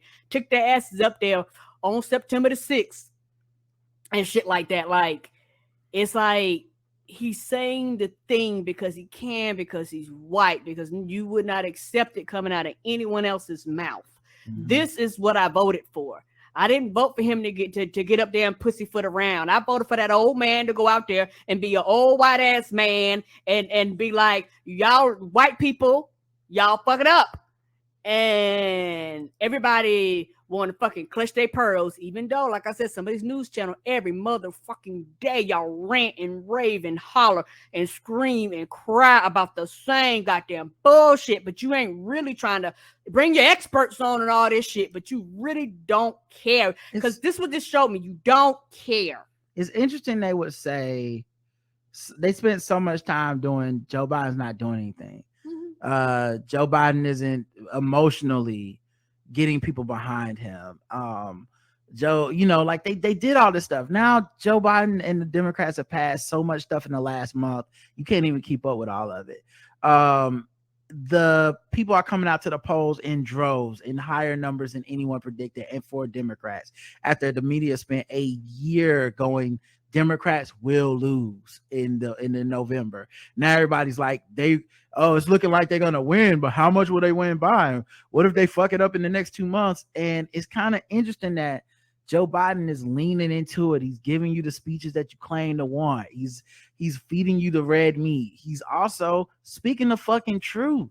Like, there are so many of us that have seen Trump and the MAGA Republican people for what they've been the entire time. Right. These deplorables that Hillary Clinton called them. We were like, she didn't lie. And now that Joe Biden is like, you know what? That's right. It's crickets. They decided that the speech was too political, and that because it said something it was critical of Trump and he may run in 2024, that they're like, we can't air this. Don't nobody give a fuck about Trump, y'all. Don't nobody give a fuck about Trump. Y'all had Trump every motherfucking where, lying. Y'all had him everywhere, whether we want to see the bullshit or not. Y'all had him every fucking where. You are fucking in love with Trump, and anything Trump does and anything them fuckers do, you constantly put microphones in their face. We constantly hear what they fucking say. We constantly do it. But yet anybody that says anything contrary to these fuckers, y'all are like, we can't show this. I don't understand. It's 10 p.m. and people upstairs might be, but yes, I agree. I think it is like, it's so funny how they were addicted to Trump's grandstanding and the outrage of everything he did. Joe Biden approaches this with just honestly the truth. Like, this was not a speech of like, we're gonna lock them up like Trump used to have people at rallies saying. This wasn't. It's the thing that's been frustrating for me this whole time, because I've been saying people, especially white people and especially our media, are not ready for this moment. And they kept being like, no, it's the Democrats. No, it's Joe Biden. No, and I'm like, no, it's the people. It's the apparatus. People are not ready for a motherfucker to just say the truth. This country is the same country that turned on Barack Obama for saying the cops acted foolishly in the Skip Gates situation, and that Trayvon Martin looked like he could have been his son. They lost their fucking minds off of that shit. To think that this country is not capable of going right back to that moment. Well, now you got a old straight white man saying this shit, right? And he didn't say nothing crazy at all, and they are acting like he lost his fucking mind. Like, don't even put this on the air. He's just clearly losing he's going crazy. The last time they didn't cover a primetime president giving a speech was Barack Obama's immigration reform speech in 2014. They decided that wasn't newsworthy enough. Like, this is like this. Yeah, big, like I said, and maybe it's the people in charge are old white men too at the media companies. Yes. Yes. A lot of these people are old white people, and it wouldn't be surprised if a lot of them were pro-Trump and voted for Trump, and that's their jam. And we don't know, but odds are these decisions that they're doing don't make sense unless you're like, we're not going to do anything that's anti-Trump or making Trump. Don't nobody give a fuck if he put like this. Our media and our public all across the board, Democrats and Republicans, have an addiction to Trump. And they know anything that he does, anything that he says his followers drum ratings. Mm-hmm. This shit don't drum quote unquote ratings. And let's just be that. I think it's interesting because I think it would have gotten ratings. It's something else. It's something else because I think this is good for TV. Mm-hmm. So it's something else that they didn't wear this. I don't know if they are in the bag for Trump in that way, because I think a lot of these media companies at the top of them, it is an old rich white dude, mm-hmm. and the odds of them being okay with this shit is very low. There's a lot of Republicans who are now MAGA Republicans by the nature of they stayed Republicans after MAGA came to prominence and they didn't say shit. Mm-hmm. It's that I saw somebody post this meme in a thread, but it was that thing where it's like, if there's a Nazi sitting at a table and there are 9 people who aren't Nazis and they sit at the table and don't object with anything that's being said, then there are 10 Nazis at the table. That was the meme. I don't, y'all can argue amongst yourselves. But the point being, that's what the Republican Party is right now. I don't see it as good Republicans versus bad. I think Biden was still pulling his punches and being nice to say that there were some Republicans that weren't MAGA, and so they could be worked with. They actually can't be worked with. Long before MAGA, when Barack Obama was president, obstructionism was all the Republican Party wanted to do. That was when they gerrymandered their districts. That was when they restricted the voting rights of Black people and college students and stuff. There's a lot of stuff that they did. That's when they took over school boards. That wasn't Trump. That wasn't MAGA. But okay, I get it. I'm not unreasonable. I'm not like most of social media. I get that you need to, curtail the truth a little bit in order to craft a narrative, because what you're trying to do is get some of the other Republicans to excise this fucking cancerous tumor that is Trump and his ilk from the party, even though the whole party is probably just a body of cancer, but right. I get what he's doing. That's how if you're writing a speech, that's how you frame it. The fact that the networks wouldn't even let that be carried live on the main channels says a lot about this shit. Yeah, and also, I'm trying to find it shows your cowardliness, like you're cowards. Mm-hmm. And it's one of those things. How can anybody with any intellect about democracy and all that stuff basically look at you with any integrity and actually be like, you know what, this is my source of news? Mm-hmm. because you literally censored yourself. Well, not just this, baby, but Trump gave so many speeches that criticize his political opponents. Yes. I don't remember this being a problem. No. Maybe I'm just tripping or something, but I remember him having to do this constantly before they said we need to dial it back and not cover all his press conferences. But this, he used to just go out there and do this shit, and not in a he's telling the truth way, and he's telling lies way. And this country just refuses to live up to the moment so many times. I think it's because of this sobering reality that I'm somewhat cynical when it comes to a lot of this stuff, and when it comes to a lot of the like left-leaning movements. I'm like, we ain't gonna get that shit. So I'm gonna go with what we can get. But if you think this country that won't even air this speech is also the country that's gonna bring us socialism and reparations and shit, I need them to show it to me before I believe it, because I have no reason to believe that these motherfuckers would do this. They won't even air a goddamn speech where the dude is just spitting facts. Like, what the fuck do you want him to say? He said, MAGA forces are determined to take this country backwards to an America where there is no right to choose, no right to privacy, no right to contraception, no right to marry who you love. He also referenced the Capitol riot. We can't be pro-insurrectionist and pro-America. They're incompatible. I'm sorry, but what about that was inflammatory and unable to be broadcast? What about that is so fucking offensive? It's not. Somebody somewhere made a decision that they were not going to air it. And it's one of those things where, like I said, I already have pulled away, but this is another reason why I'm like, so when I see y'all bringing these pundits on, ranting and raving, and bringing all these experts on, because periodically it'll be on in the background, or you could turn on TV and shit like that. Like, so I can go on and just tune y'all out, right? Because I can't take you seriously anymore, because you really don't mean what you say, and a lot of that starts on the top and trickle down. Because you mean to tell me none of y'all, nobody at the station? I mean, what did y'all think is going to happen? Somebody's fucking sue you? You put everything else out there. I don't understand. Yeah, man, this is in America. If you have enough white people that believe anything, it becomes the truth, and that is so scary. It's so it is so maddening to live under, because white people are fucking crazy, and they can just believe some shit like the election was stolen when it wasn't. And now the rest of us, if enough white people go along with it, the rest of us just have to live in a world where this is considered a rational argument that we need to address at every turn and shit. And this Trump had so many of these lies. He's the most mendacious president we have ever had, and so many of these lies are treated with absolute like seriousness.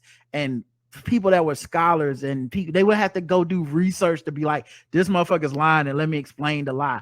It didn't matter, because enough white people believe it. It has the same power as truth in America. Mm-hmm. And as like, it is unconscionable to live here like this. That motherfuckers can just say critical race theory is being taught in our schools, and now school boards have changed, curriculums have changed, teachers have been kicked out. They can just say they're teaching your kid to be gay, and now teachers can't put pictures of their loved ones and spouses, if they're same sex, at their desk.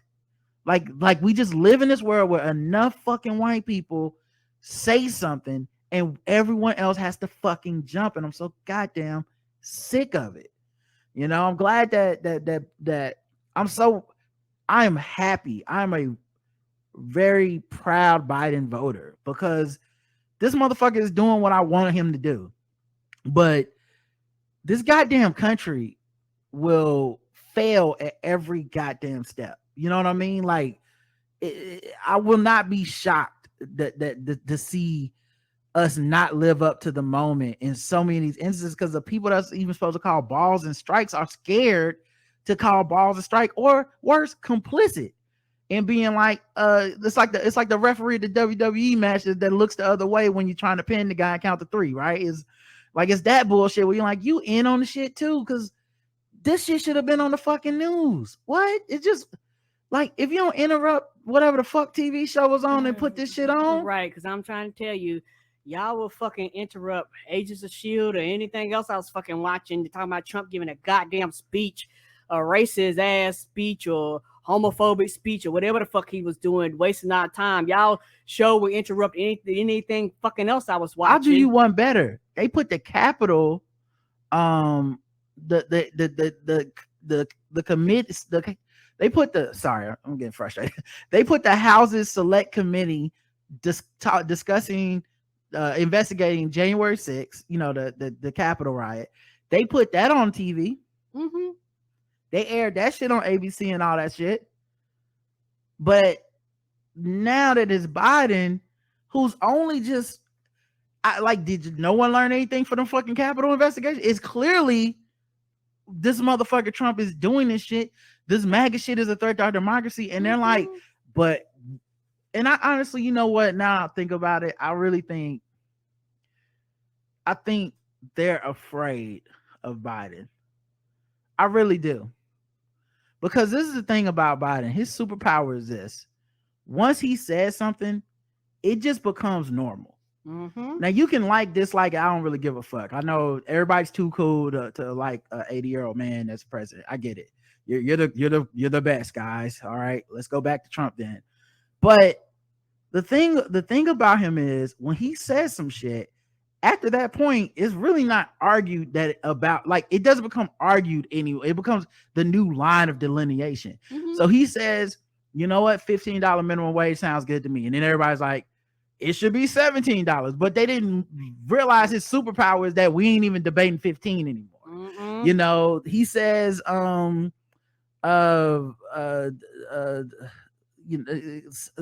don't know. He says Black Lives Matter or some shit, and then it's like Black Lives Matter now is the new line, but how much do they matter? Should we get reparations but within the party, he's the guy that normalizes shit.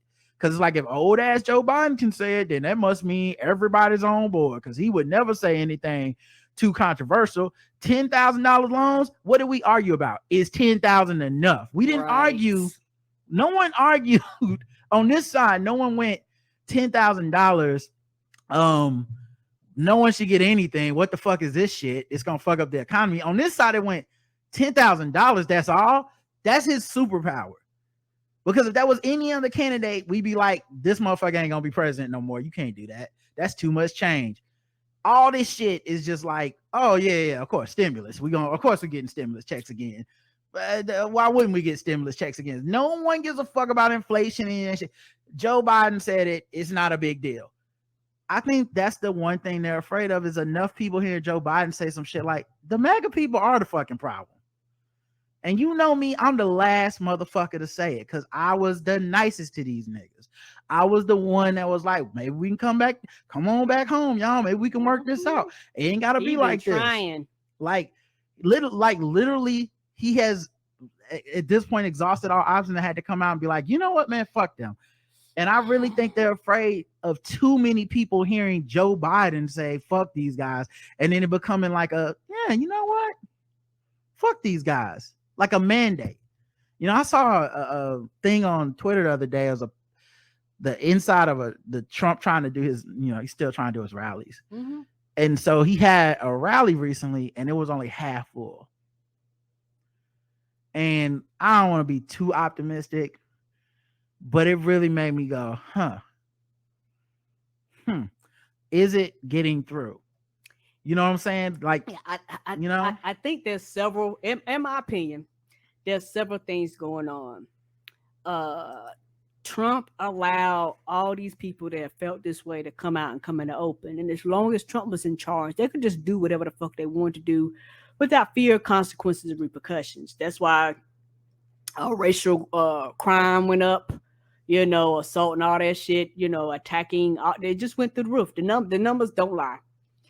And that's why a lot of them didn't want Trump to leave office because they knew when he leave office, this is some shit that we were not able to go and get away with no more. That's why that last ditch effort was January the 6th.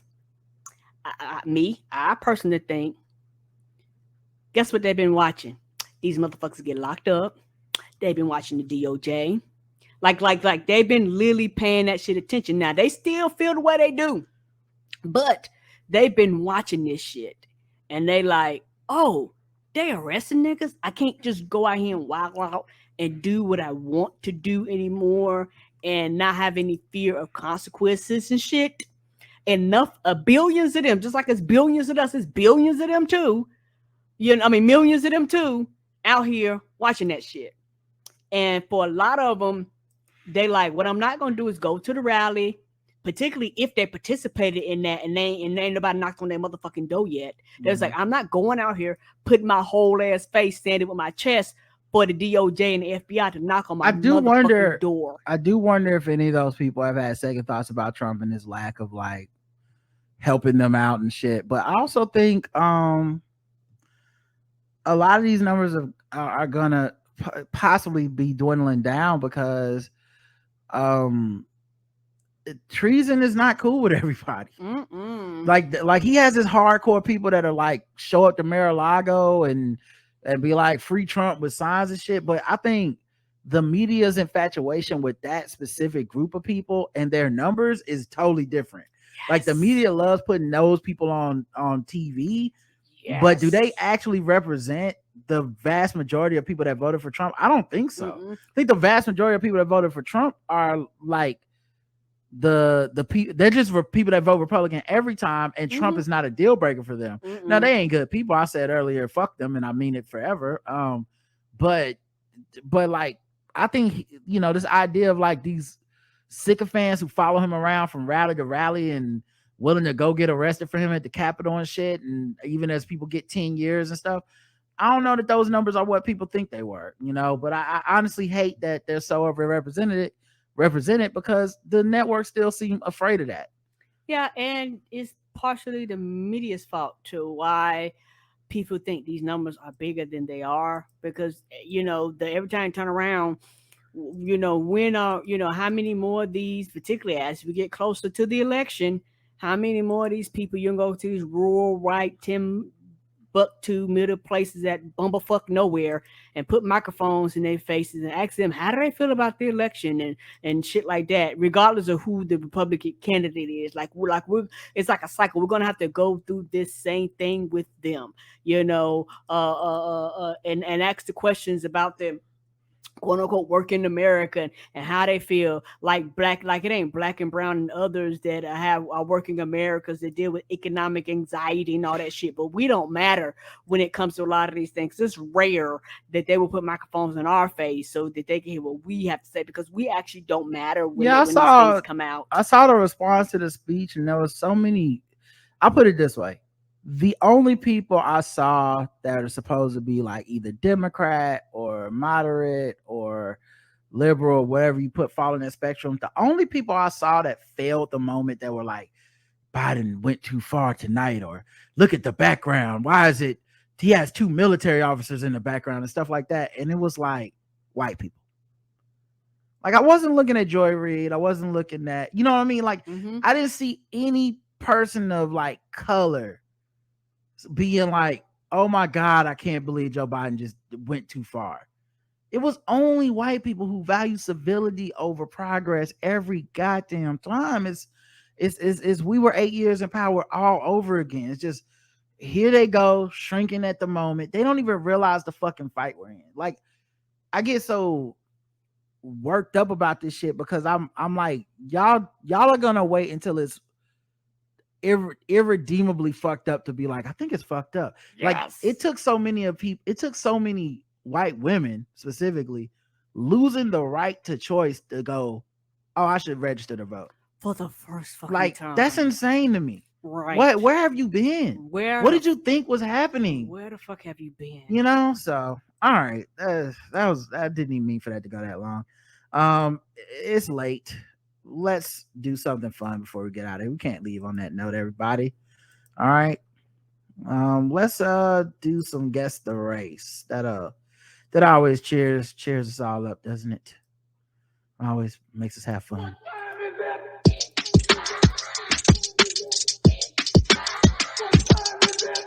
It's time to guess the race.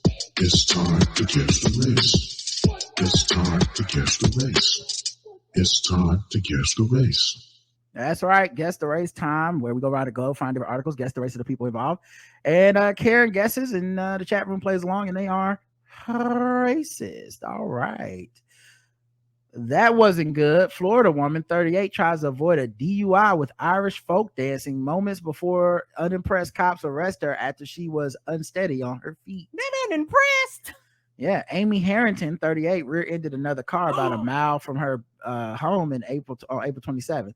Officers who responded to the crash said she showed several signs of inebriation, including having bloodshot, watery eyes and dilated pupils. Oh, the dilated pupils. Did she go to the eye doctor too? She must have had to wear those shades. During the test, Harrington struggled to follow instructions and was unsteady on her feet, almost falling. An incident report obtained by WFLA said. It does sound like a pretty bad. Yo, that just reminds me. That's what that rap group Dilated Pupils means. It's a pun on dilated pupils. Right? I've never heard Is that what it means? Possibly. Did I just figure something out? I don't know. I've never heard of the group. So. Anyway, shout out to Kanye West giving them like one beat and then we never heard from them again. But that This Way was good. Anyway, as she began to stumble, she recovered by doing multiple ballet and Irish folk dancing moves. You know, that's what the thing where they stomp their feet. Yeah, I can see this working because when you're drunk, you do still normally have the ability to dance. Yes. You know, I'm not saying you dance great, but like when you are drunk, almost everybody can loosen up and dance. So when they like, hey, we need you to walk single file in this line, touching your toes, and you just start breaking out like, this time I made up my mind, and just doing TikTok dances and shit. It's like, you know what? Just maybe we should let this person go. But yeah, she began to walk the line, but stumbled on the fourth step. They quickly transitioned into a dance routine. Cha-cha-cha. They go river dance on them. She could be seen stepping to her own tune, definitely along the line, then twirling well off and across the parking lot as the officers watched.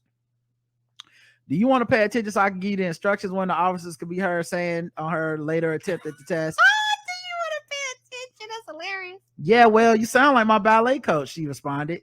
Then she began to walk the line. Once more, she made it only a handful of steps before beginning to fall, and she recovered again with a series of pirouettes and steps. That wasn't good, the officer said after Harrington finished her routine. She then shrugged and continued to twirl out about the blacktop. She didn't shrug. The cops could be seen finally covering her once they had enough. Harrington refused to take a blood alcohol content test, and she was charged with driving under the influence. They said a cup containing liquid smelling of alcohol was found in the cup holder of her car. She also refused to be tested for alcohol in March 3rd, though it is unclear what became of that incident. So I guess this was a jam. So maybe March 3rd, did she get away? Because they said it's unclear what happened to that incident. So she must have hit the Dougie on them March 3rd, and they was like, you know what? She must have teach him how to Dougie. Yeah, go ahead and get in the car. Yeah, you know what? Have safe travels. She was like electric slide. Right. Like if you can do that, then I know they stopped. She was like, to the left, to the left, to the left. I was like, ma'am, get out the car. She's like, okay, but I need to leave my radio on. Okay. Yes. She started going to the left, to the right. Oh, okay. Well, shit then. You know what? Have a nice night. Sorry to disturb you. Nice one, man. We sorry. All right, Karen, guess the race. White. Karen's going white for Amy Harrington. Let's check the chat room. I admire creativity. White girl wasted. She challenged him to a dance off. That's some ineffectual white Peter Quill shit. Black Swan, white woman. White from a rhythmless nation. River dance white. Of course, it's her own tune. They ain't playing her a soundtrack. Irish dancing and ballet equal white. Amy Flatley, Lord of the Drunk Dance, white. Oh no. So you think you can dance white? Her answers were too drunk to give her a solid white. The correct answer is white.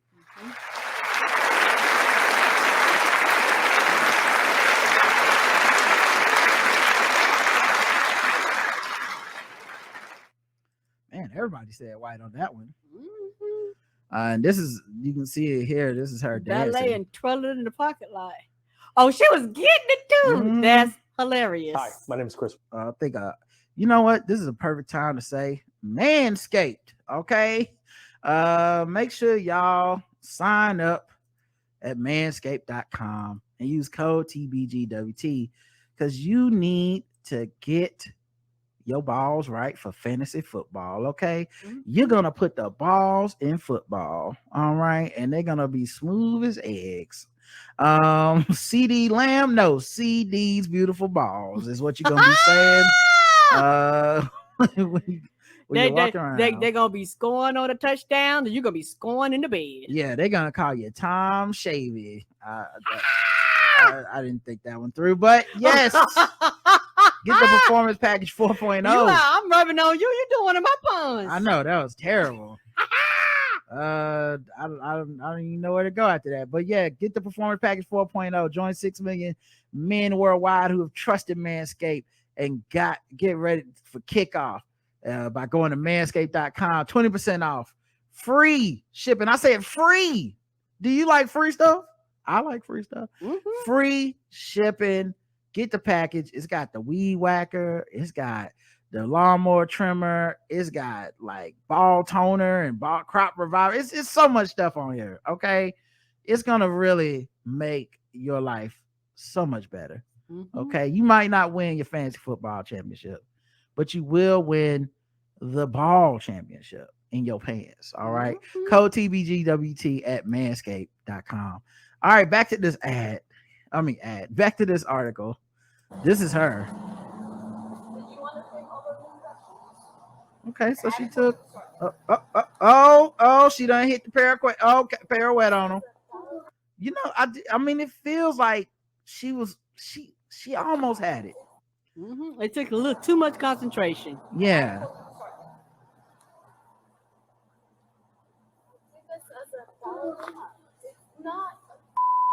She trying to stunt on the cops. It feels like.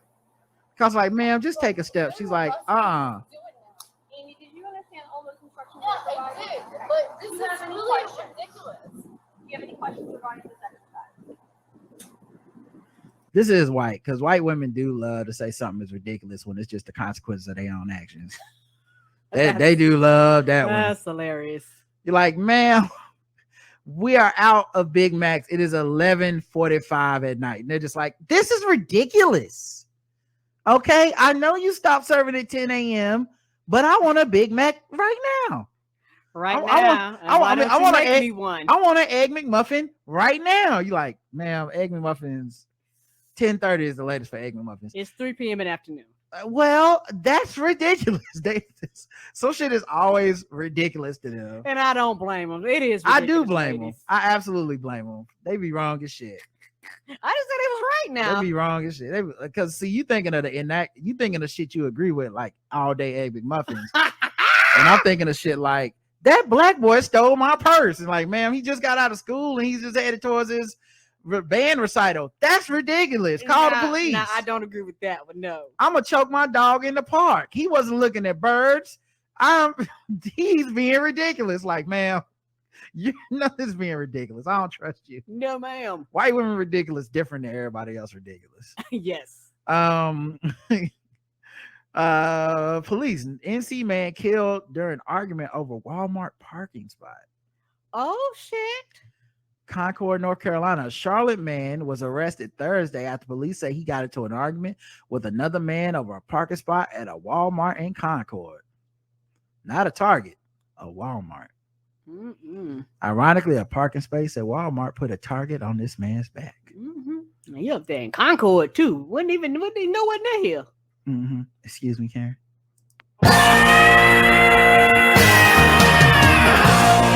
That was good. Mine actually was good that time. Finally, that was good. Last time I really let the audience down. You know, my standards are low. You normally your standards are normally a little higher. Tom Shavy is all time terrible pun. So I didn't vet that. I didn't think it through. Investigators said Amy and Leon Philip Fortner, 55, also from Charlotte, were arguing in the parking lot off Thunder Road Northwest. What was they doing up in Concord? I don't know. And was that a road named after the roller coaster at Canwees that they tore down? Police say Amy crashed his car into Fortner during the argument and fled the scene. Shit. They say about time first responders got there, Fortner was already dead. It's unclear if Fortner was hit while he was inside or outside of his car. I'm gonna go with outside. You pretty sure they ain't got tape? They normally videotape the whole parking lot at Walmart. Karen, you're still thinking of Target. At Walmart, they put up cameras that don't work. They're like, we don't turn them on. That's just to scare them off in case they want to do something. I'm about to say all the fucking 45 cameras on the roof. If you don't get robbed at a Walmart, that's you just came on the right day. And the shout out to the police department, that blue white tower that ain't got nobody, ain't nobody in there. Ain't nobody in there. Bitches is there taking up 4 parking spaces for no reason. Now you done got robbed in front of a tower. Congratulations. You made it. You and the Hobbits got the same thing in common. Investigators used the description of Amy and his vehicle, eventually found him at home on Calendar Lane where he was arrested. He was just at home chilling and shit. Amy was being held. He was being held at the Cabarrus County Detention Center under $50,000 secure bond. Concord police investigators said they're still reviewing all evidence and facts in the case. Karen, guess the race. What was his name again? Anthony Scott Amy. White. All right, Karen's going white. Let's see. Real life Grand Theft Auto NC Cracker. You check out the ProPublica article at Walmart parking lot safety. No, Greg, and that's not a race. White.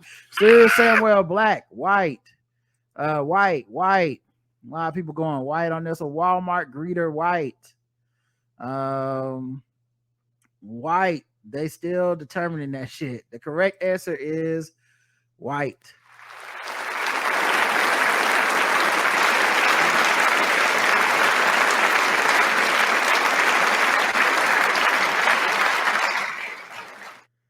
Of course, one person said black.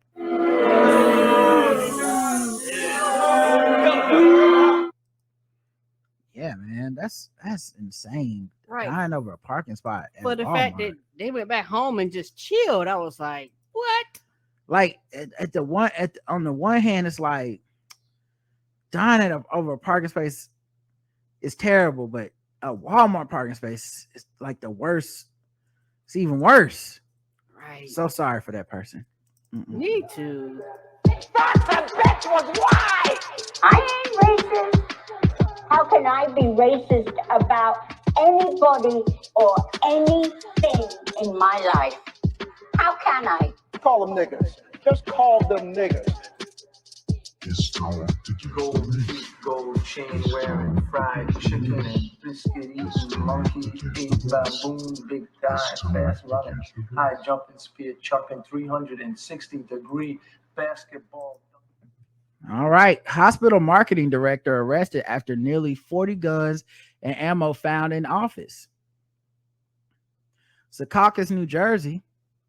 The marketing director of a hospital in New Jersey was arrested over the weekend after authorities say they found a large cache of firearms and ammunition at the medical facility.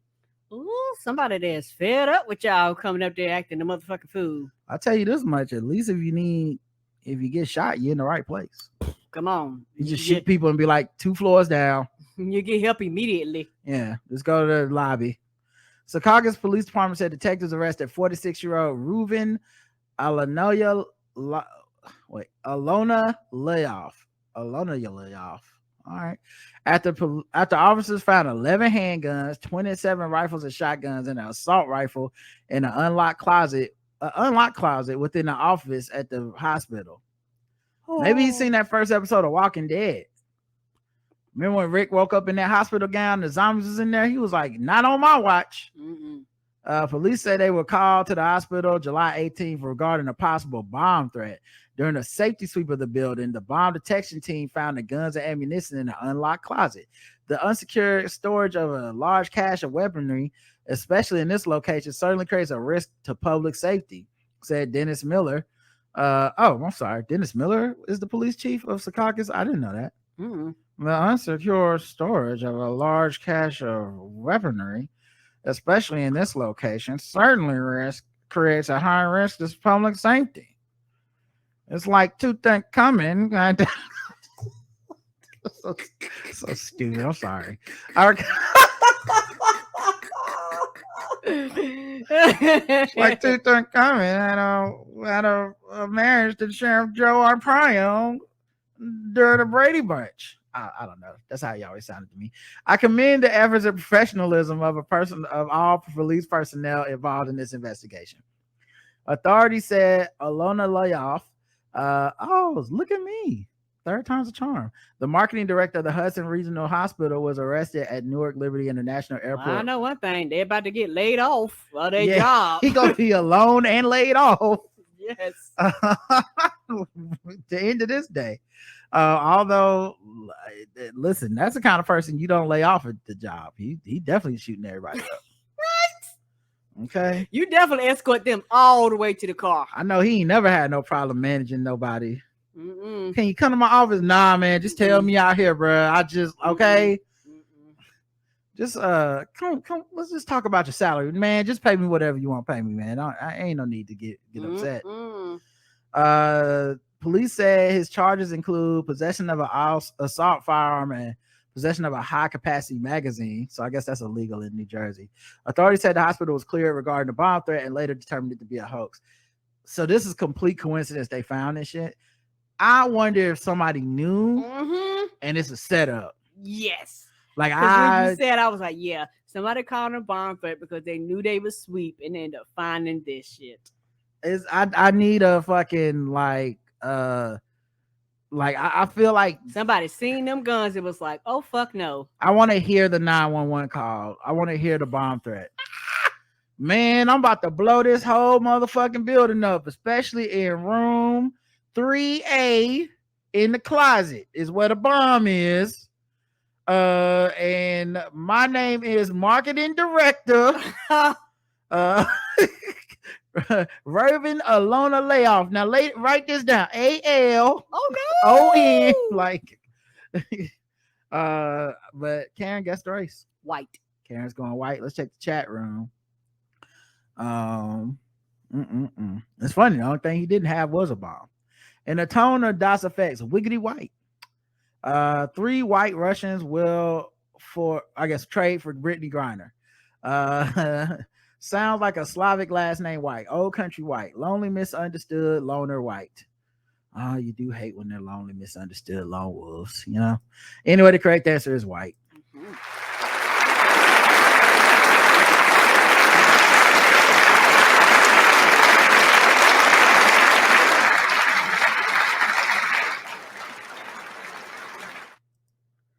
Man, why?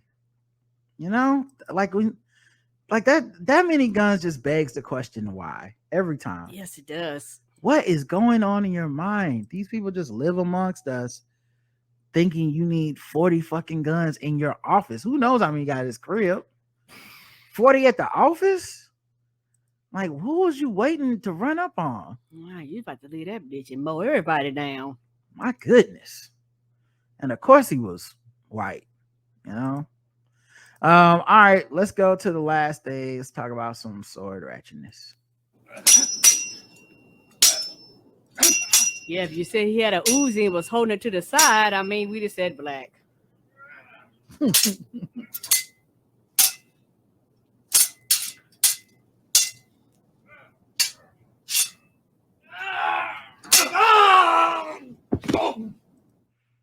The color of the only people J.L. Coved thinks should win Oscars, white. Oh no! Oh man. Ali body man was with a samurai sword stabbed victim in the chest at the crash of motorbike while high on crack. What? Things that should never go together. Motorcycle, high on crack, No! swords. This had a lot of going on here. Yeah. Ali Bati 33 was tasered multiple times. Yes, because they were high on crack.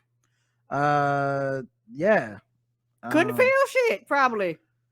You know how it is. Sometimes get high on a little crack, and now you gotta go out and go crazy. He called Ali Bati 33 called the police to say he was going out armed, then swinging the sword above his head as he roamed around the streets. Police officers were forced to taser him multiple times before he finally fell to the ground and was handcuffed.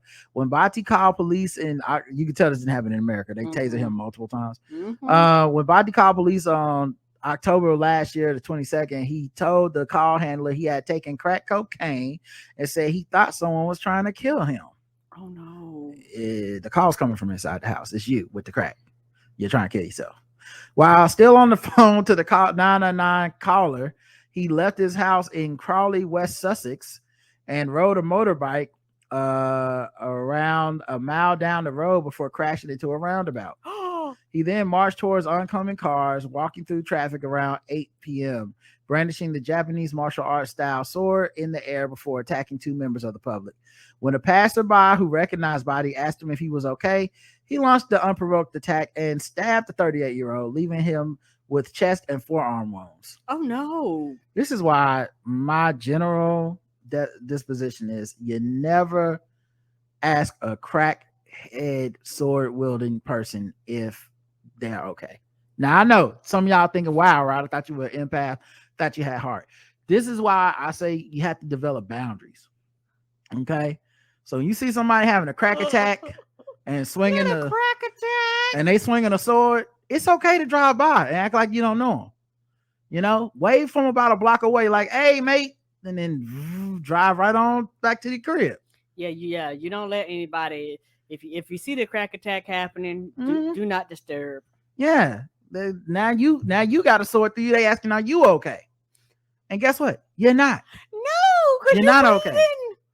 Okay, you done got cut on your jack off hand, and now you got a sword in your chest. Your day is over. It is ruined. Body then slashed the second man, 61. Oh, a second man who was walking. Well, I don't blame. He was probably he didn't know. Minding his business. The person that started it all. That's how the kill streak got started. He got that taste for blood from the guy who was like, hey, you're having a problem, mate. And it's like, and then the 61-year-old man was like, oh no, they cutting people. And he started trying to move faster on his walker. It was too late. Body then slashed a 61-year-old man. Body was catching bodies. Yeah, it was. Who was walking around near the footpath, leaving him with a large wound to his shoulder. Two officers managed to tackle the armed suspect, help get treatment for the two victims. They said they seized the weapon and they arrested him after they arrived to the scene. He was found guilty by a jury of one count of attempted murder, one count of grievous bodily harm with intent, and possession of a bladed article in a public place. On Friday, at the same court, he was given a Section 37 hospital order, Section 41 restriction under the Mental Health Act. These orders last until the defendant is discharged by a mental health tribunal, or if a doctor says he is safe to be released. Then what happens? Did they go home or did they go to jail? I wonder. Good question. So yeah, man. This is one of the reasons I'm scared of crack, man. I don't want no drug to make that seem like a good idea. Like crack just in your ear, like, you know what you need to do is get a sword, stab your friend. No, thank you, crack. Hey, Rod, you okay? Stab his ass. When the crack attack come on, crack is unpredictable. I'm good. Right. No, that's what Whitney said. Crack is whack. I agree with her. Okay. No, it's nothing good about it at all. What happened to just selling a VCR for $5? Let's bring those days back. Right. The good days of crack.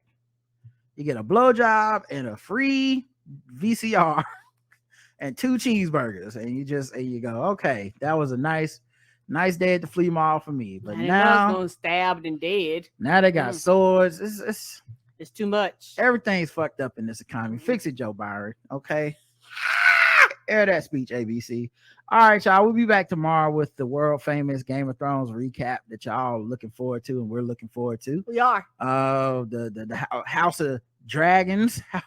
House of the Dragons. House of the Dragons. Whatever y'all want to call it.